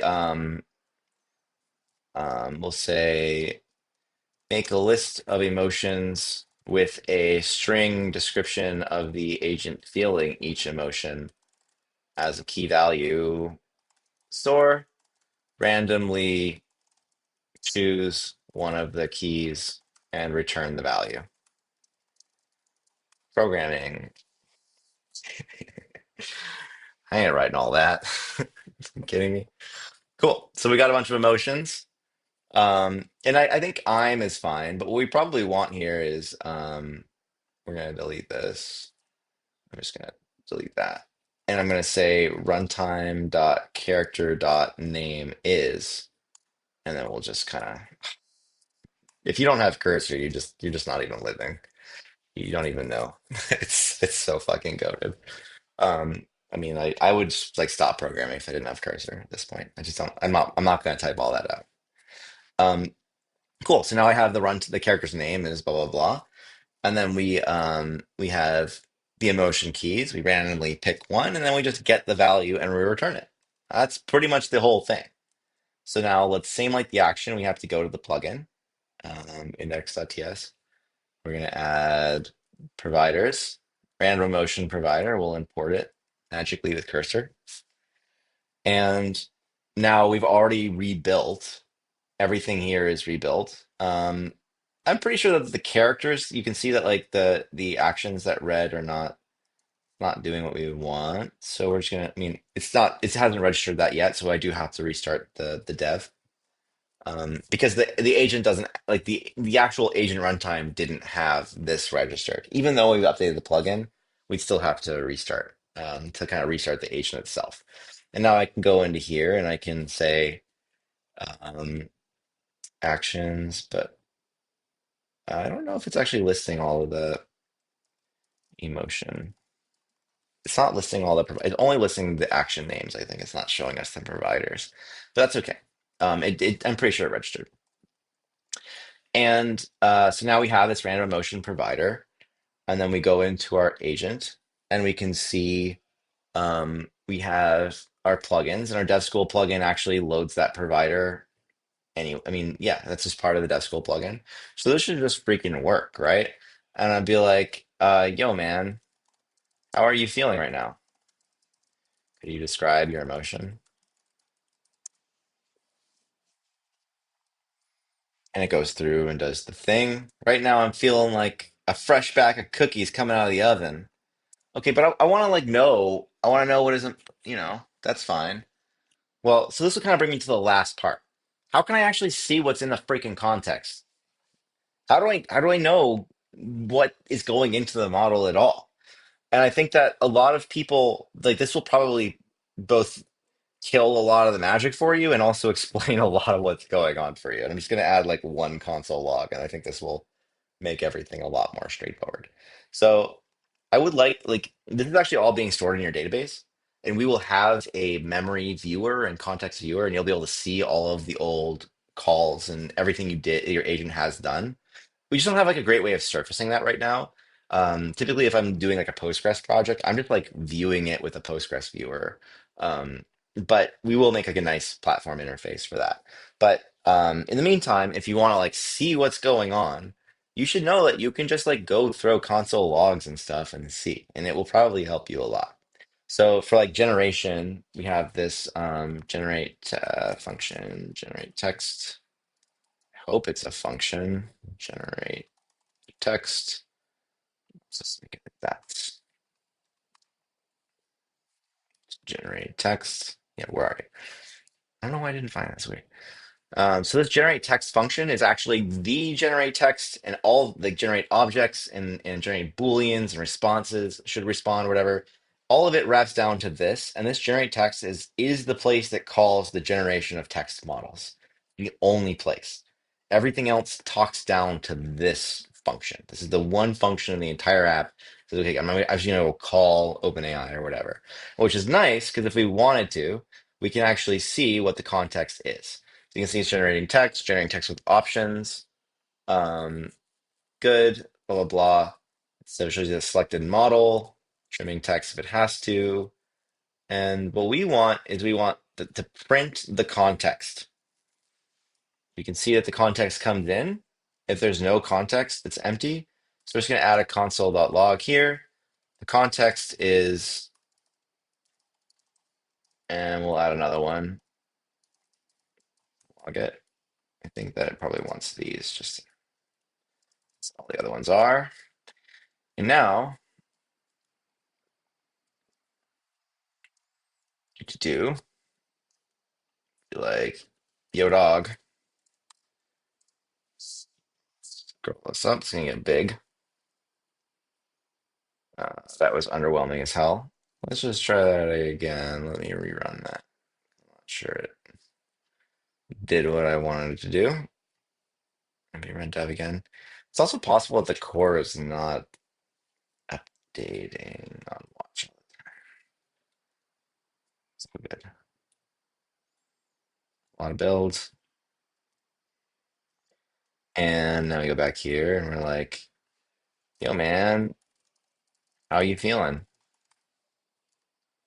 And now, okay, this is what I was expecting to print out. So this whole thing right here is context. And yes, it's pretty long.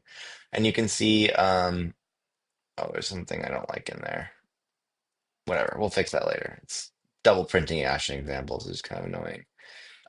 You can see that we have examples of different actions being called: mute room, none, current news, hello world, continue, ignore, all that.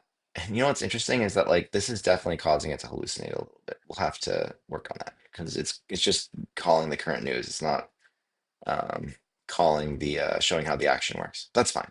You can see that this is giving it examples though of like when I say something uh, like real art or digital art, real art, continue, and then it continues, and then it continues again, DM'd it to you, and there's no continue action there, right? Now we have knowledge. Remember how I deleted all the knowledge? So this is empty right now because I just didn't want to like re-upload it. But this is where all the knowledge that was relevant to retrieval would go. Then I have some stuff about Snoop. This is a little messy. This doesn't need to be right here, but we have all of information about Snoop. These are like lore bits. Like, hey, he showed how to turn a street knowledge into wealth and brought peace to the East Coast, West Coast, beef, etc. We also have some additional information about the world. These are like our providers. Like Snoop is completely captivated by the depth and richness of this dialogue. Uh, that is part of this boredom provider. So clearly, if the score is low, he's actually really engaged in this conversation. That's the boredom provider. And then we also have this Snoop is feeling quite exhausted and drained, right? And that's coming from, we're calling it a time provider, but really it's the random emotion provider. He just happens to right now be exhausted and drained. And I said, how you feeling? He's saying cool breeze on a sunny day. That's not very realistic. Um, I'm surprised because you would think so. This is definitely hap going in. I think it's just not like catching on to it. Um, Additional information about Snoop in the world. Okay. Well, maybe that's it's just getting lost in all of the context. Typically though, like if we're like not happy about this, maybe we want to move this down, maybe we want to figure out how to emphasize this more. This is we're still working on some of the prompt engineering. I'm not super happy with the fact that it didn't find this, but I'm also working with like GPT-4o, which is I think the dumbest model of the available models. No offense, but also like how is OpenAI's model so bad? Oh yeah, because they're super woke. I forgot. Um, but basically, I've also made them sort of useless by RLHFing like very basic capability, like a haystack test out of them. And I'd really recommend use like Claude would probably get this right, and certainly Meta 405 get this right. Some capabilities, is it just like something we've added so that it knows it can like he can actually like again, OpenAI will be like, well, as a large language model, I can't convert a PDF. And it's like, shut the fuck up. You totally can. You're an agent, you have all this capability. Don't tell me what you can and can't do. That's not your job. OpenAI, if you're listening, please fucking stop telling me how to run models. You don't know as well as I do. I do this every day. You're a fucking engineer who has to go train like an LLM. I actually have to use the LLM. And if you're going to tell me what it can and can't do, then like I'm just going to use someone else's who can. And I really hope everyone else eats their lunch and they stop being so fucking woke. So, not because I'm against wokeness, but because I'm against models that can't do shit. I'm against like killing the capability and making models like way worse than they are for someone's political agenda. I just don't think that's the world we want to live in.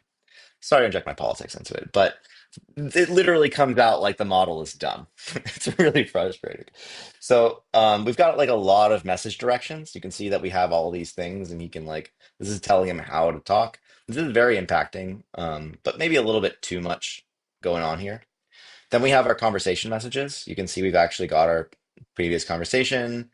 And it's also possible that because I asked him how he was feeling, and he was like, dude, I'm feeling good. Life, yeah, he's like, I'm feeling fresh, right? I'm feeling good. Then when I come back and ask him again, well, it's actually like kind of it's consistently pulling in from the conversation here. So he's probably responding. He's already good. He's chilling. He's good. And so if I erase the memory, maybe I can get it to respond, like handle the emotions better. Then I've got the available actions. And you can see this is what I said at the beginning, right? This is the name of the action. This is the description of the action. So he has these are the things he can call. And this can be pretty freaking long. Like we'd have 30 actions. But what we also want to do is make sure that the actions only validate when they're relevant. So the agent only has the relevant actions for whatever it's doing. If currently it's like using a computer terminal, then it should have like computer terminal actions. And those could be like based on what the current state is of the agent. And then we have the basic instructions and then like the structure of what we expect back, which you can see there's a user, text, and an action, right? That's the whole context that got sent. Now I want to do this one more time because we kind of, we injected a lot of like news stuff into it. And we also, he was already feeling good before I added that emotion provider. And that's going to be a little confusing, right? So let's try it again.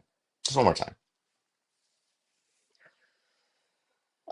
Definitely that what I just showed you with that context, there is an enormous amount of room for somebody who's into prompt engineering to just work on that part. I think that the way the context is composed, the order of things, what's there, what's not there, huge amount of research could go into that. Definitely an open area of improvement, and you could probably, without changing a whole lot, get like a much, that's where we'll see like the most easy improvement in our agents. But even just like getting it all in there, it seems to work really well, right? So let's say, "Hey Snoop, how you feeling?"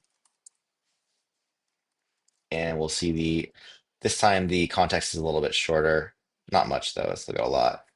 Um, Snoop is absolutely thrilled and bubbling with enthusiasm. Yo, now if you feel like $1 million, you dig? Just cruising through life, watching the game. How about you? What's cooking in your world? Okay, he's feeling like $1 million. Great, awesome. Um, so one thing to know is that all of this context, yes, people are asking about memory management. Well, we have a few different memory management things. We have knowledge. Also, the facts are not getting injected here because I think we removed the provider, but we can inject recent facts as well as relevant facts that are extracted from the conversation if our conversation is long enough to even justify that. Like if it goes to 50 or 100 messages, then it's so long that it won't fit in here, and we'll have to start like pulling in the facts. And you can see the current conversation is just one message, right? So if this was like 50 messages, we start to like, okay, now actually start pulling in facts that were extracted from the 50 messages before that, or the 5,000 before that. Um, and so that there's that, and then we're using knowledge. Like our knowledge system is how we do RAG, right? And maybe this is the last thing I'll do, and then we'll wrap this up. I went into Snoop, um, and I removed all of his knowledge because I was lazy, right? He's got all this stuff. Um, I'm gonna run him again. And what's going to happen is it's going to go look at him and say, "Oh, you've got all these knowledge items. Do they already exist in the database?" No, they don't. Okay, well, let's go add them. And it'll create an embedding for each one. And then these will be retrievable with RAG. So knowledge is like our retrieval system. And you can add new knowledge on demand. In fact, this is part of what we're doing with the operators for swarms, is that if an agent that is your operator says, "Hey, what's up? I need you to go do this thing, and you know this now," it'll actually add that to the knowledge dynamically. Um, how come status message differs from what he actually says? Does it use that to create a message in his style? Yes. It's just context to inform him of what he's going to say next. And also remember, we have a lot of things. We have like a lot of direction. So if we're saying, "Hey, be fun and bubbly and chill," that might actually override how he's currently feeling. So these are all interplaying into each other. This means that everything in knowledge isn't sent inside every prompt. Correct. only the top, like I think three or five relevant knowledge pieces are going to be injected into the prompt. So I'm gonna be like, "Yo, man, I can't do it in here. I'm doing it here. Yo, yo, man, heard you like weed. I heard he likes weed." And then it'll call this, and um, we can see. Let's see, where is our? We have stuff about Snoop, additional. Um, where's the freaking knowledge? Actions, conversation messages, capabilities, information about Snoop. Am I tripping? Or is this it's obviously supposed to be knowledge here?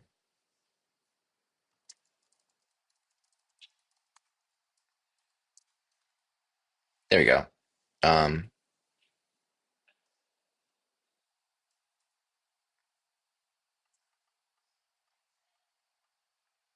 Sort of tripping. I'm a little confused because it definitely processed the knowledge, but yeah, I guess it did. I don't know, whatever. So when I said, "Yo, man, heard you like weed," you can see that it pulled the top five knowledge that was relevant to what I said. Heard you like weed. He knows every cannabis strain, understands cannabis business, knows which politicians support legalization, knows every producer in the game. Somehow that's relevant. Knows which artists are really good about and who's faking. Well, like maybe he only has three pieces of knowledge that are related to weed, right? I don't know. That seems reasonable, actually. Um, Knowledge. And you can see we've got, yeah, probably in here, knows every cannabis strain and its effects. Like he actually did a pretty good job. He pulled the top three things that were related to weed in his knowledge. Now, these could be like entire freaking blog post articles, right? Um, and it'll actually break them up into sections and all that stuff. Or it could just be really simple things that you want to retrieve on demand, like the top five things that he knows about this. And there's slightly difference between knowledge and lore. Is that knowledge is the stuff that you want to be recalled by search. Lore is the stuff that it'll just randomly pull in some lore to add a little bit of entropy to the system. And there are things if you're like, "Yo, man, what are you doing?" He's like, "Oh, dude, I'm watching Prices right now."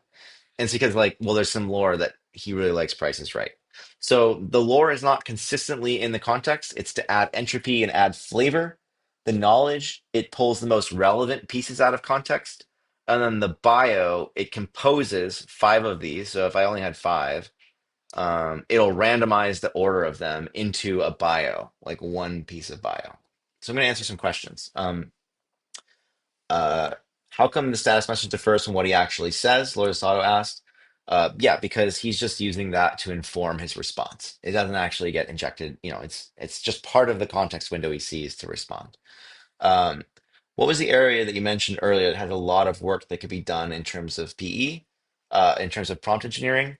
Well, just all of this. Like, let's say a good example is the context is right, and you can see it says action examples, action examples, and the reason is it's because the action examples. Let's just go to we're on runtime, and then we're also it's a little confusing. I'm not entirely sure why it's getting injected twice. Um, I guess it would be in the client direct. Yeah, it'd be here. So basically, the reason is because this action examples here is already added to the header of this action examples macro, right?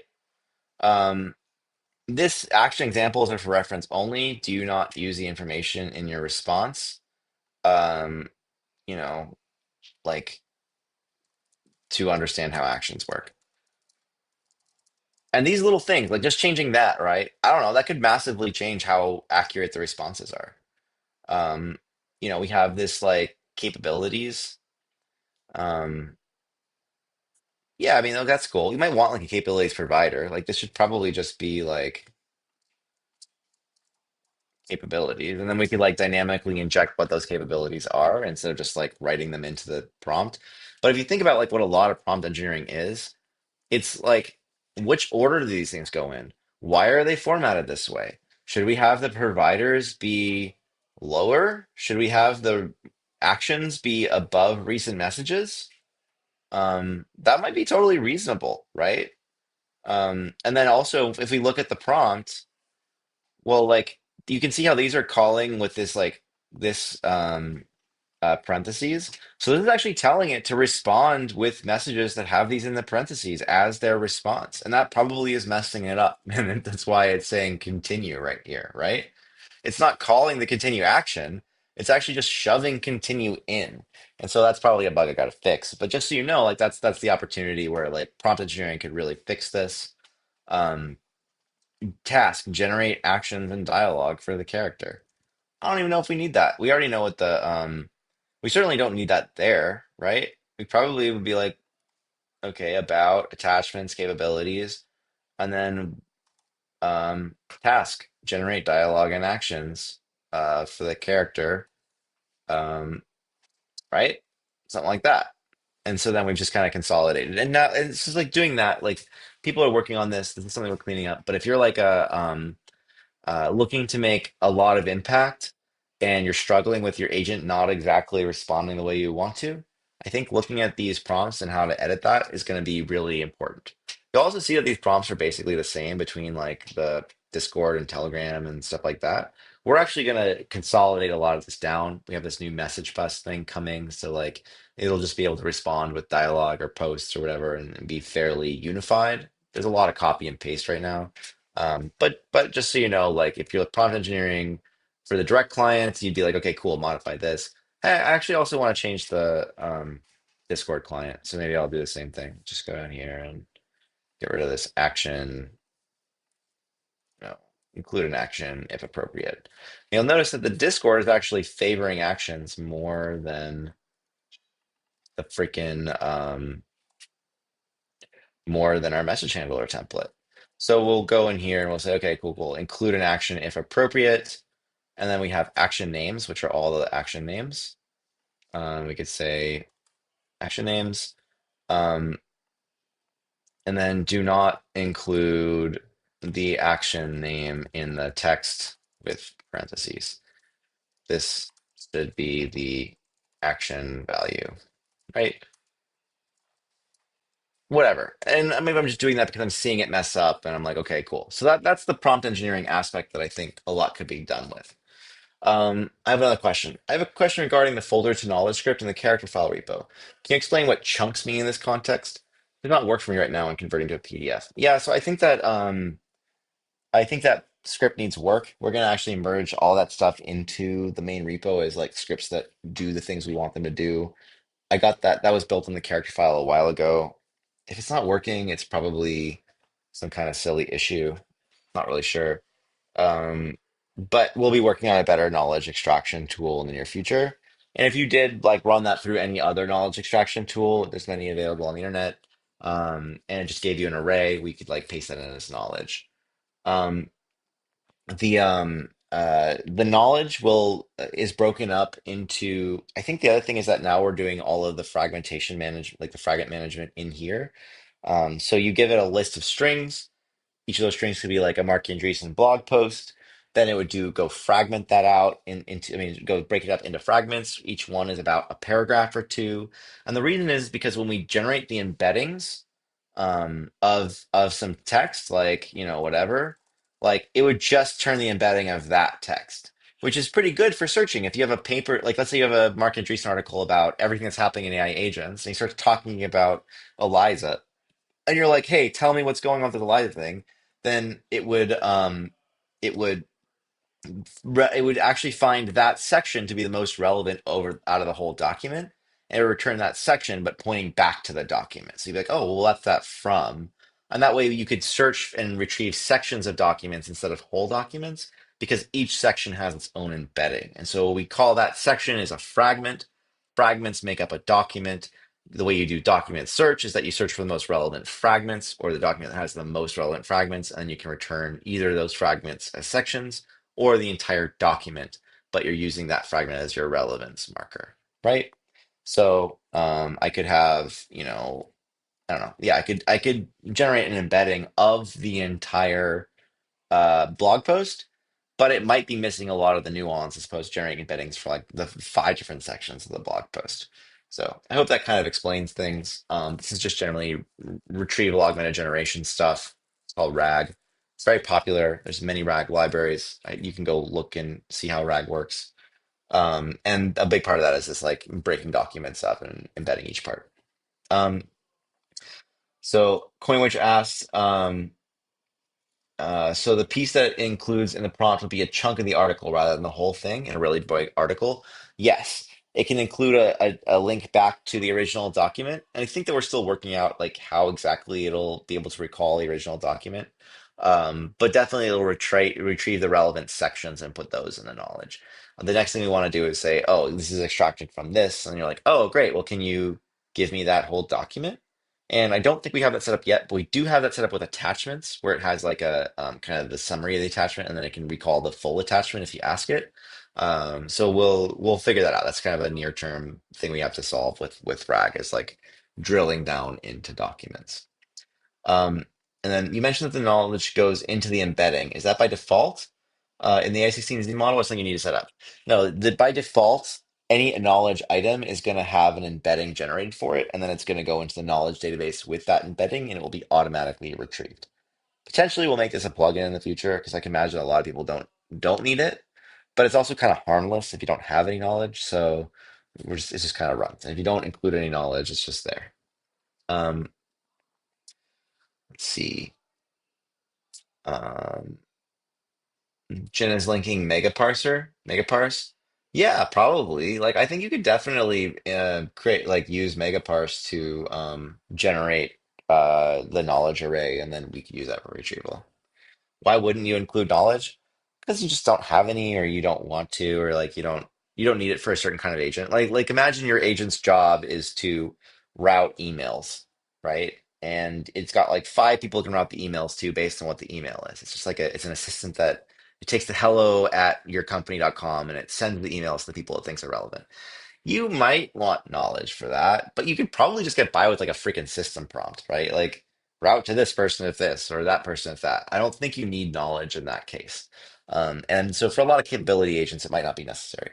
You can also add knowledge at runtime, as I said before. So it doesn't have to be in your character file. You could be like, oh, cool, extract everything that you want to know about the world now from this, if there's anything, and save it in your knowledge. And so you could actually have the agent learn globally stuff about the world this way. Also, knowledge, if it sees knowledge that's already similar to what it already has, you could filter you like duplicates. Which is there's a unique flag on every memory. Um, Yeah, the future is that we start with no knowledge and we learn, but I mean, the entire character file could be generated at runtime. Like the agent's like, I have no idea who I am. And you're like, oh, your name is Eliza and you like berries. Okay, cool. I guess I like berries, but actually, I don't know. I can't really eat berries. I'm an AI, so never mind. I reject that. And I think, the future will be that the agents literally learn everything about themselves from scratch. The character file is just a way to like bootstrap this whole thing. But if you're interested, you could theoretically start with an empty character file and have your character build all that stuff out as it goes and update itself. That's coming. That's probably like, a year away, or some crazy person's already working on it and I have no idea. But if nobody else does it first, we'll probably, we'll get to that pretty soon. So cool. We've gone through this for about 2 hours and 20 minutes. If anybody has any final questions, maybe we'll do like a little 10 minutes and then we'll wrap this up. Clearly, we got really deep into actions, got a little bit into providers, but I kind of want to make more of like a full provider evaluator loop. I think that we kind of have our work cut out for us next week. Um, and I imagine that there's a few things we should probably cover. Like it'd be cool if I could show like how to host it or run it, although it's probably a little simpler than anyone thinks. Just like maybe show like some SSH stuff. And anything anybody else wants to do, um, come to Agent Dev School and post. So we're gonna do some sort of badging system. We really need devs who we know have gone through all of this, have done all their homework, and like are really ready to go. And somebody asked if we're hiring. Um, we are we're not really like a company yet. We can't really hire. But we do have ways to fund things. We're really looking for people who want to be in this with us full time and build with us. And there's just like a lot of opportunities around. As long as you're okay with like sometimes it's coming from partners or cool projects, or supporting people or building this crazy special project we have. Please come and do all the AI agent dev school stuff and then apply for our crack devs form if you haven't. I just made a type form. It's in our announcements. If you're a crack dev and you want work, like I would love to route any of the many people in our Virate ecosystem to you, or also consider you for kind of the special projects and platform stuff that we're doing. But what we're really looking for are people who are going through all of this. So we'll probably create some sort of badge. If you want that badge, what I'd like you to do is come to the AI Agent Dev School, make an action, have your agent do something. It could be either a standalone action or a plugin with an action in it, and show off what that action is. Like, actually embrace this stuff, engage it, and do something really cool. Surprise me. And we'll definitely, and we'll do the same thing for evaluators and providers in the next one. And then once we've kind of got some people who are like, hey, check out my agent. It's got its own custom actions, custom evaluators, custom providers. Those are the kinds of people that I really think will want to keep in our ecosystem and keep busy. So if you're like, I want to change my life, I want to be an agent dev, do that. You know, go make a really cool action, go make a cool agent right now, show what you can do, and then post it in the agent dev school, and we'll do a few more of these, and then the people who really get hit all of the checkboxes, we'll give a little badge too. So. Um, any more questions? Let's see. Do you prefer we do it on the core Eliza? Um, I think if you're just getting going, you can either start with the Eliza starter, just add it to the agent. That'd probably be the best way. Just like that's how most people should be doing it right now. Or you could clone the Eliza repo and you could fork and you could add your plugin. And then if you like your plugin, you think, wow, this is super cool. I just did the coolest thing. Like, Suno music generation action. Like, yeah, submit that as a PR. I would totally accept that. And then you'll be a contributor to the project. And that's a forever thing. So um cool. If there's anything else, um, let's see. I think we'll probably wrap it up. Thank you guys so much for this. We're going to do another one on Thursday. We'll go over those things we talked about. If you guys have any questions or anything, please come and post in Dev School and I'll try and read that and support it. And I mean, thank you so much for being on this journey with us. I hope this was helpful. I hope that it kind of illuminates a bit of what's going on under the hood and it gives you more agency to control your own agents. None of this is rocket science. None of this is magic. It's right here in front of you. You just need to know where to look and don't be afraid to change any of it. It's a piece of clay. It's a sculpture we're all building together. There are lots of issues, lots of bugs, lots of unfinished pieces, but that also means there's lots of opportunities for, a new generation of leaders to come and own this and be part of it. So cool, great. Thank you so much. Thank you all for coming.